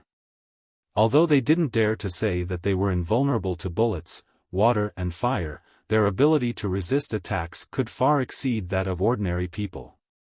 However, no matter how powerful a person was, it was impossible for him to cultivate all his magic to a pair of eyes. People who had undergone special training were able to withstand the blows of iron hammers and even the slashes of steel knives. However, their eyes were extremely fragile. If a child used a little strength to poke their eyes, they would still be blind. Zhou Qin's move was to attack the enemy's death gate. It could be said that it was vicious. Although Yan Fang was an experienced cultivator, she was also shocked by Zhou Qin's cruelty. She immediately let go of the hand holding the tip of the Vulcan's whip and put her palm upright in front of her face. Her palm happened to be stuck between Zhou Qin's fingers, blocking her fingers from stabbing her eyes. Yan Fang hated Zhou Qin for being so vicious. Her other hand, which was holding the chakram, immediately swiped at Zhou Qin's waist and abdomen. As long as the sharp edge of the chakram grazed the chakram, Zhou Qin would immediately be cut open. But when Zhou Qin saw that Yan Fang was going straight to her waist and abdomen, she gritted her teeth and didn't dodge. Then, she punched Yan Fang's heart again. This punch condensed almost all of Zhou Qin's strength. With a whoosh, it made a faint sound of breaking through the air. In an instant, Yan Fang even had an illusion that the power of this punch was like a cannonball fired from a cannon. As long as her chest was hit, even though she had a young spirit body, she would be blown to pieces. At this time, Yan Fang couldn't help but be shocked. She knew that Zhou Qin was simply fighting with all her might, exchanging her life for her life. Although her young spirit would be destroyed, it could be reshaped by her soul consciousness. Although her cultivation would be greatly reduced, she would not die. However, Zhou Qin had not yet reached the Zhuji phase. If her physical body was destroyed, she would die. Killing 10,000 enemies at the expense of 3,000 oneself was not worth the loss. However, Zhou Qin was killing 3,000 enemies at the expense of 10,000 oneself. Yan Fang was shocked and thought to herself, "Is this guy crazy?" Yan Fang was shocked and hesitated a little. When the sawtooth Vajra wheel in her hand touched Zhou Qin's waist and abdomen, it was a little slower. With this delay, Zhou Qin's fist had already hit Yan Fang's heart. Yan Fang's body shook violently, and she quickly took a step back, reducing the power of Zhou Qin's fist by more than half. However, the sawtooth Vajra wheel in her hand also retreated.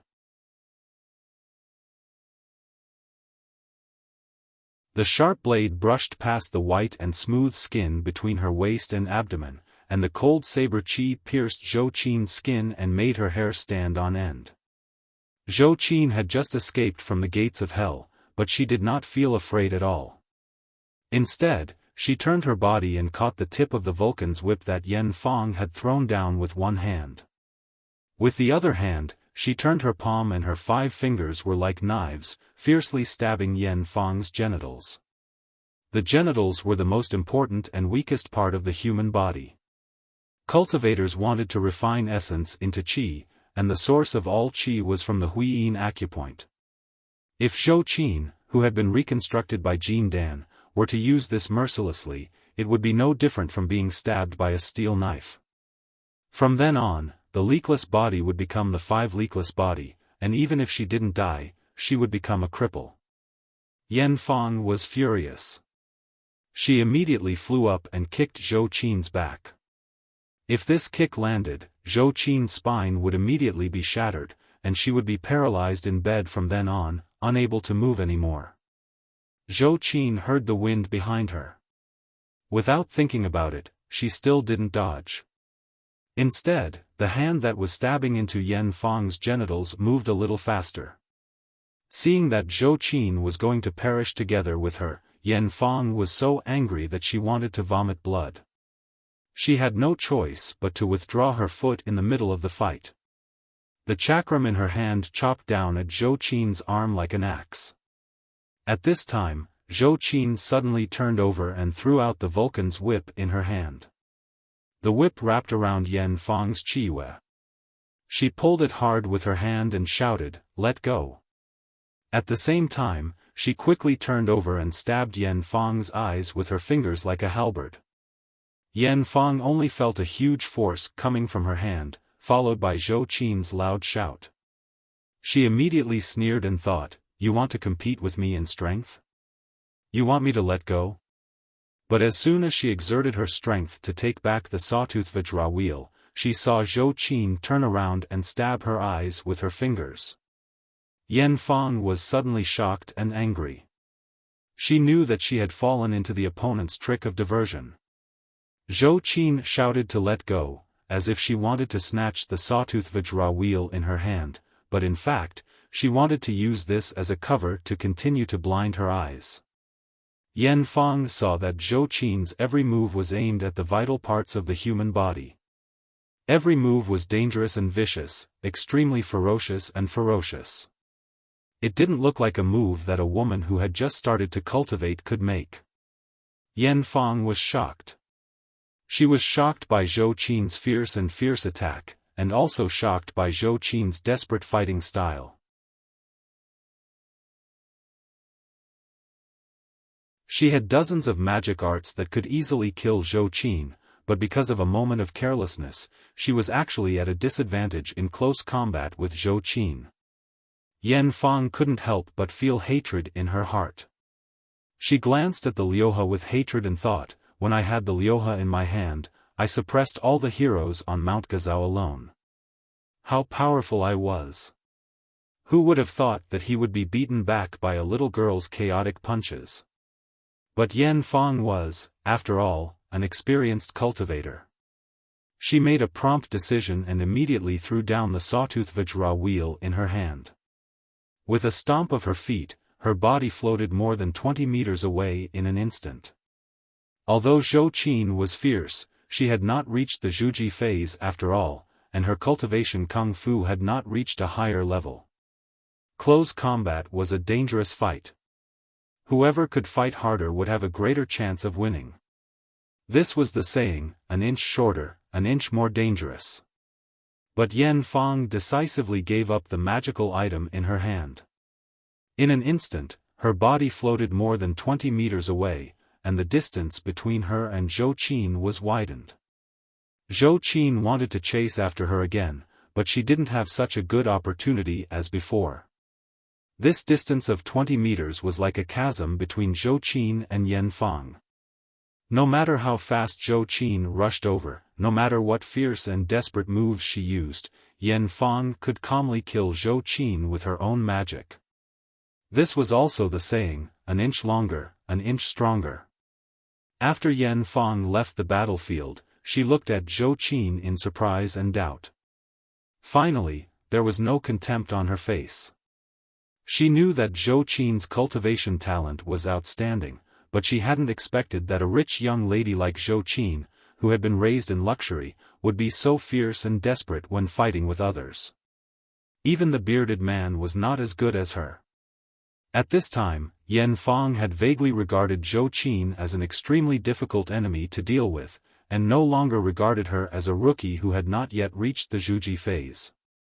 Yan Fang's face was serious, and her eyes were full of killing intent. She thought to herself, once such a person's cultivation is successful, she will definitely become Li Yundong's right-hand man, but also my own enemy. Zhou Qin can't be left alive. She must be killed. Groups 1 to 10 are full. Don't join them if you want to join the group, please add 134426916.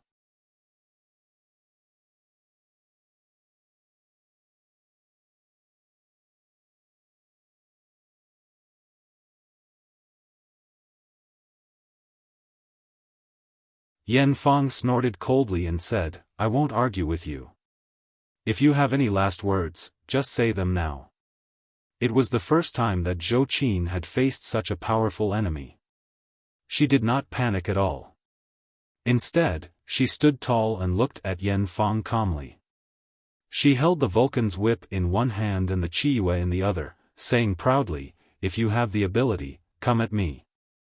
Yan Fang said, Humph, do you think I will give you a chance to get close to me? Let me tell you, with your current cultivation level, even 100 of you wouldn't be my match. As soon as she finished speaking, she suddenly heard an elegant and quiet voice in the dark night. What if I'm included? As soon as Yan Fang heard the voice, a glimmer of light flashed in her eyes. Ziyuan? She turned her head and saw a woman in white slowly walking out of the night. The woman was wearing a long dress, her black hair piled up like clouds, and her figure was as ethereal as a fairy. It was Ziyuan. There was a threatening chill in Yan Fang's voice. She said coldly, Ziyuan, are you really determined to go against me? Have you ever thought about what Shixiang would think if he knew what you had done? Ziyuan looked at Yan Fang with a complicated look in her eyes. She sighed softly and said, Sherbua, as the saying goes, it's better to get rid of enmity than to keep it alive. I think you'd better let go. Yan Fang raised her head and laughed. You're talking nonsense again. You're a good person, but you're so sentimental. Ziyuan, let me tell you, when I uncover the big conspiracy of the Fox Zen school one day, you'll know whether I'm right or wrong. Ziyuan's face was as dark as water. She said, Sherbua, whether it's a conspiracy or not is another matter for the time being. But what did Zhou Qin do to make you want to kill her so badly that you want to kill her? Yan Fang said sternly, this woman can't tell right from wrong. She doesn't know good from evil. She's helping the wicked. Everyone has the right to punish her. Ziyuan asked faintly, Sherbua, may I ask who this person is? Who was this Zhou who was helping the evildoer? Also, how did she abuse her? If you have any real evidence, please show it to me. I will not be partial to her. Yan Fang sneered and said, helping the wicked is a great evil. There's no need for real evidence. Ziyuan sighed softly and said, Sherbua, this is your fault. As cultivators, we naturally have to be reasonable in our actions and words. As the saying goes, if you are reasonable, you can walk all over the world. If you are unreasonable, you can't do anything. Sherbua, although you are my elder, please forgive me for being rude. You can't touch a single hair of Zhou Qin's. Yan Fang laughed angrily and said, good, good, good. I've long wanted to see your kung fu. I don't know if your kung fu has improved.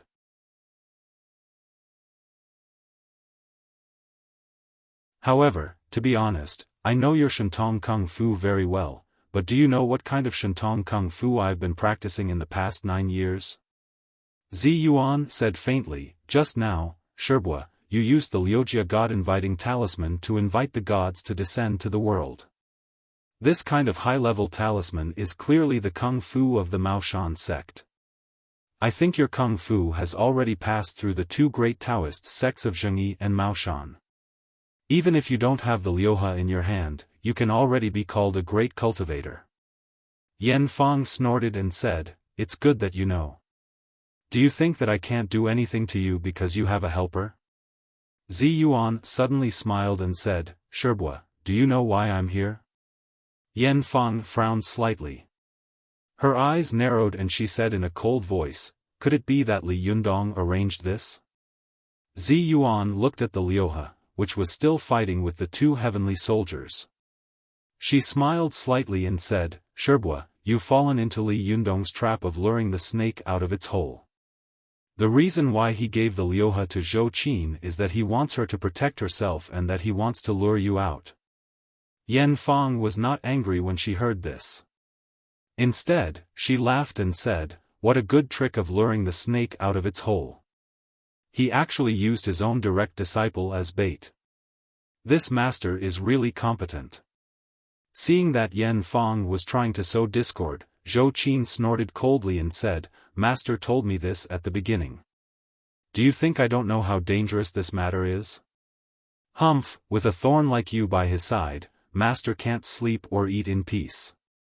As long as I can get rid of you, not to mention putting myself in danger, even if I have to go through a mountain of knives and a sea of fire, I will still go through it." Yan Fang suddenly looked at Zhou Qin with some emotion. At this moment, she seemed to see herself in the past, the infatuated woman who could do anything for the person she loved. For a moment, Yan Fang's heart felt as if it had been overturned. She felt a trace of emotion for Zhou Qin, but also a trace of resonance from recalling the past. She saw that Zhou Qin could even give up her life for Li Yundong. If she tried to sow discord, it would really be asking for humiliation. Understanding this, Yan Fang snorted coldly and stopped trying to sow discord. She sneered and said, "Even if I fell into the trap of luring the snake, so what? What can you do to me?" However, Zi Yuan asked back, "Sherbua, you said that in order to lure you out, we painstakingly set up such a trap. How can we not have a foolproof plan? It's true that I'm not as good as you in terms of fighting. Even with Zhou Qin, we may not be your match, but why do you think that Li Yundong won't show up for such a big thing?" Yan Fang's face changed drastically. She said in surprise, "Is that little bastard Li Yundong here too?"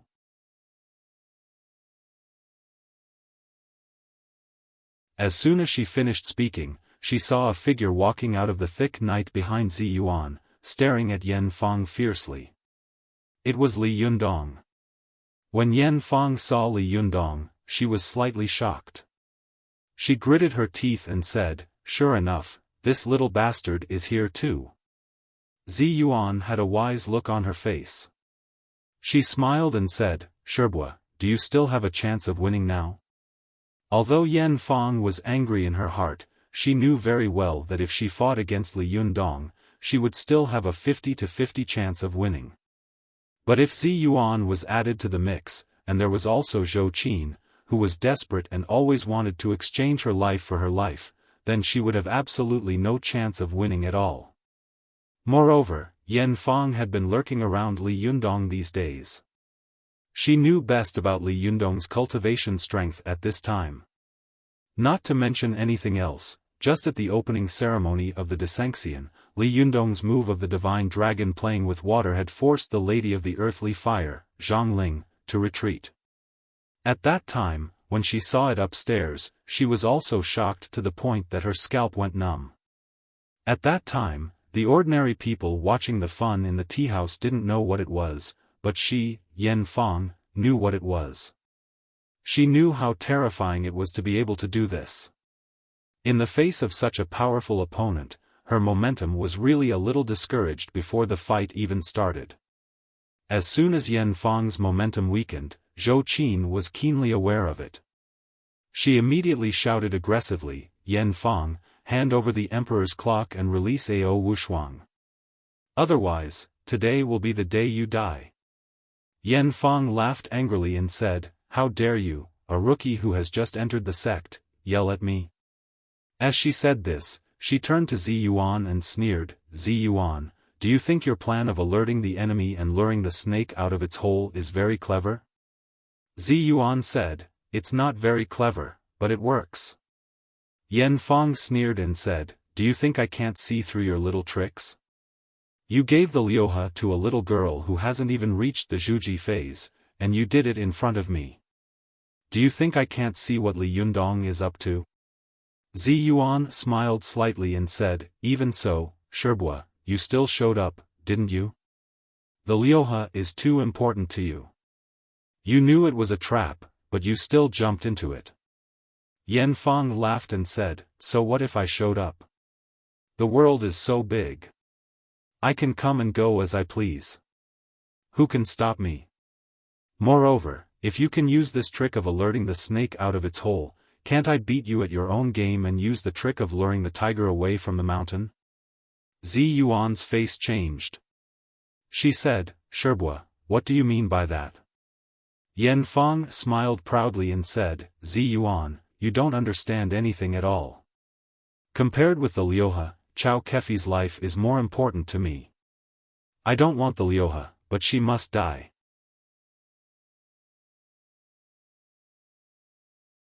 Zi Yuan couldn't help but say angrily, Shirbua, Chao Kefi is just a secular mortal.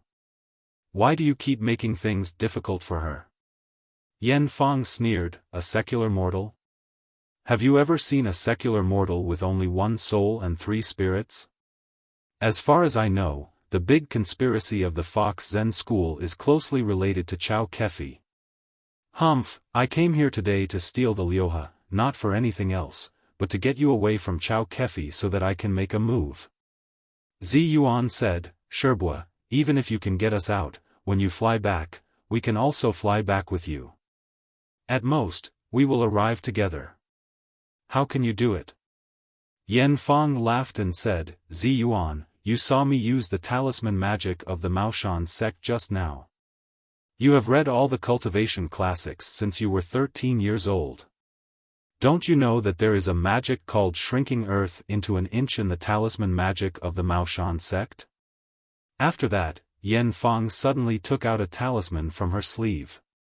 With a loud shout, she pinched her fingers together, and the talisman began to burn by itself in the blink of an eye, emitting a dazzling yellow light. This burst of yellow light was so dazzling that Zhou Qin couldn't help but cover her eyes with her hands and close them tightly. When she saw the yellow light disappear, she opened her eyes, only to see that there was no one in front of her. Even the 2 6-armor heavenly soldiers that Yanfang had summoned before had disappeared. Zhou Qin was shocked. Oh no, Yanfang ran away. Vote recommendation previous page return to directory next page error report if you like. Please click here to add Keeping a Fox at Home to your bookshelf, so that you can read the latest chapters and updates of Keeping a Fox at Home in the future.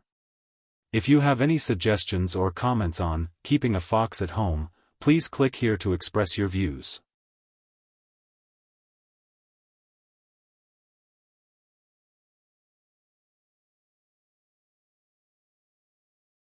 Chapter 434.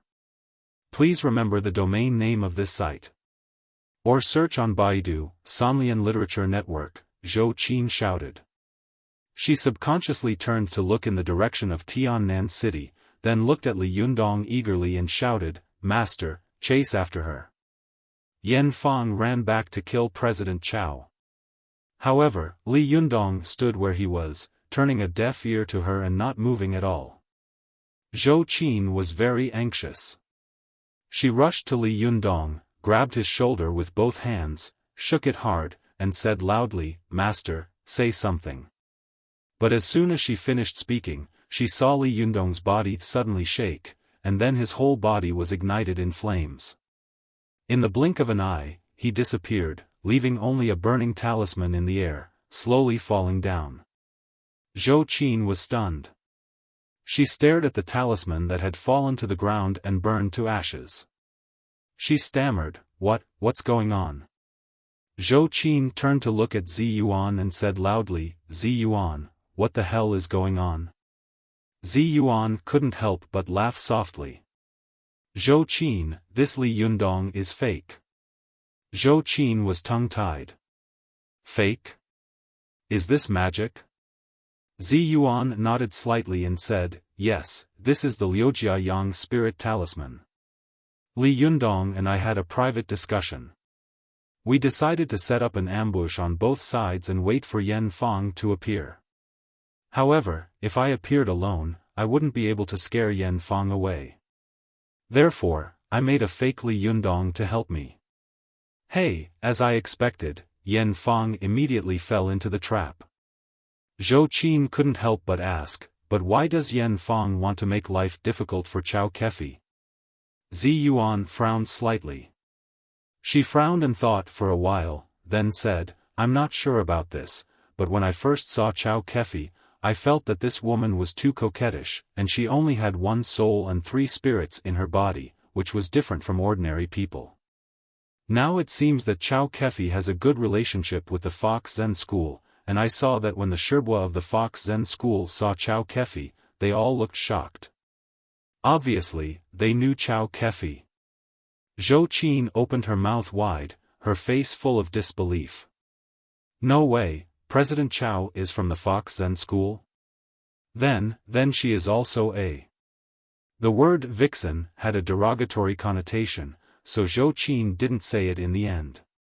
However, Zi Yuan shook her head and said, no, if it's a fox demon body, there will be demonic qi all over her body, and I can easily detect it. But what puzzled me was that Chao Kefi didn't have a trace of fox spirit aura on her. Why did she have a connection with the Fox Zen school? Why did she only have 1 spiritual soul and 3 physical forms? This is unbelievable.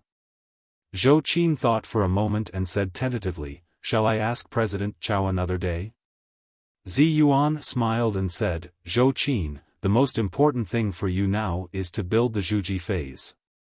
You don't have to worry about anything else.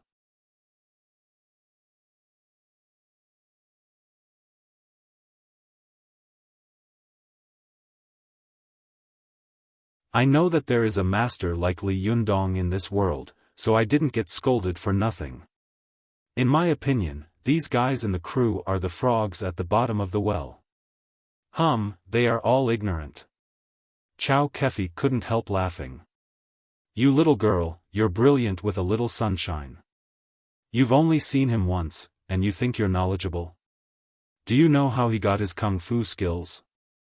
I don't even know. I don't even dare to say that I'm knowledgeable. You little girl, aren't you afraid of blowing your own trumpet? Lu Fei replied, as the saying goes, if one hears the Tao in the morning, one can die in the evening without regrets. Seeing some things once is enough. Anyway, I think I've broadened my horizons.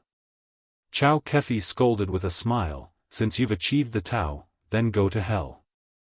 Don't make a fool of yourself here. Lu Fei sent another grimacing emoji. Then I'm going to die. I'm going to sleep until I die.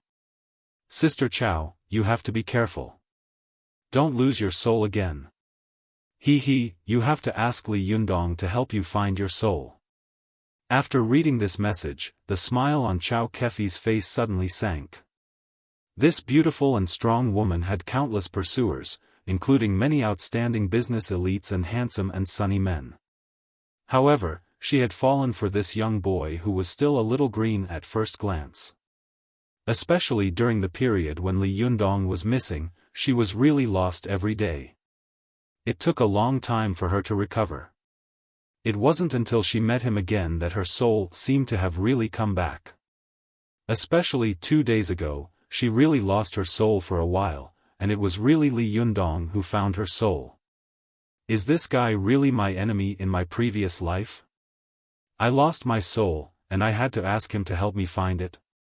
Chao Kefi suddenly giggled, and her plump red lips spat out 2 heart-wrenching words, enemy. As soon as she finished speaking, she suddenly saw a cold wind blowing in the ward, and the curtains on the balcony were raised high. This gust of cold wind blew up the curtains, like a cold current, and rushed toward Chao Kefi. At this moment, Chao Kefi only felt that her whole body was ice cold. It was as if something had drilled into her body. It was as if there was a hook that was trying to hook the soul in her body and was desperately pulling it out. This feeling was exactly the same as what Chao Kefi had experienced in Di Hao. She opened her mouth wide and wanted to shout and struggle desperately, but all the strength in her body disappeared at this moment. Chao Kefi's heart was cold. She thought in horror, who on earth wants to kill me?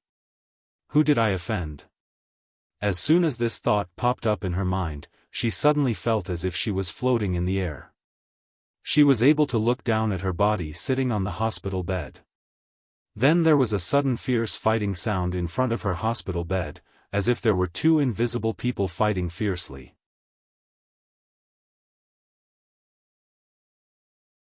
The two people were fighting so fiercely that the surrounding air was shaking. Chao Kefi thought faintly, is Li Yundong protecting me? If it is him, why doesn't he show up? As soon as this thought came to her mind, she heard a loud and low mantra of the Buddha. Hey! This shout was really like the evening drum and morning bell, like the sound of a great bell ringing on a great river in the dead of winter, or like the solemn and dignified chanting of Buddha in a quiet and lonely empty mountain. This sound shocked Chao Kefi's soul. She could feel that there seemed to be an invisible hand in the air around her, pulling her soul again and letting her slowly float back to her body. When Chao Kefi's soul returned, she opened her eyes again and saw Li Yundong standing in front of her bed like a mountain, as if he was an insurmountable mountain. Li Yundong's hands flew up and down, quickly pinching two fixed fundamental seals and the Buddha's seal. He slapped them toward a place where there was no one in front of him. With a muffled bang, a person seemed to be sent flying by him in an instant and hit the wall, shaking the room. Then the person appeared. It was Yen Fang. Yen Fang's hair was disheveled, and blood was flowing from the corner of her mouth. She looked at Li Yundong in shock and said loudly, "This is impossible. How could you come back so quickly?" Li Yundong snorted and said in a deep voice, "Yen Fang, today is your last day. I advise you to hand over the Emperor's clock and release Ao Wushuang. Otherwise, I will destroy your body and soul." When Yen Fang heard Li Yundong's words, her body suddenly shook, and she quickly understood the key point. She said bitterly, "I actually fell into your trap. The one beside Zi Yuan is a dummy, right?" Li Yundong said, "Yes." Yen Fang said angrily, "I didn't expect to fall into your hands." "Good, good, good." Li Yundong sneered and said, "Why on earth do you have to kill Chao Kefi? How did she offend you?" Yen Fang burst out laughing. "Her? When did she offend me? It's just that she has a sinful body, so she must die." Li Yundong said angrily, "T. What sinful body? What sin has she committed? Tell me." Yen Fang laughed and said, "Li Yundong, when you participate in the Taoist assembly, you will understand everything." After that, she moved and rushed out of the window like lightning.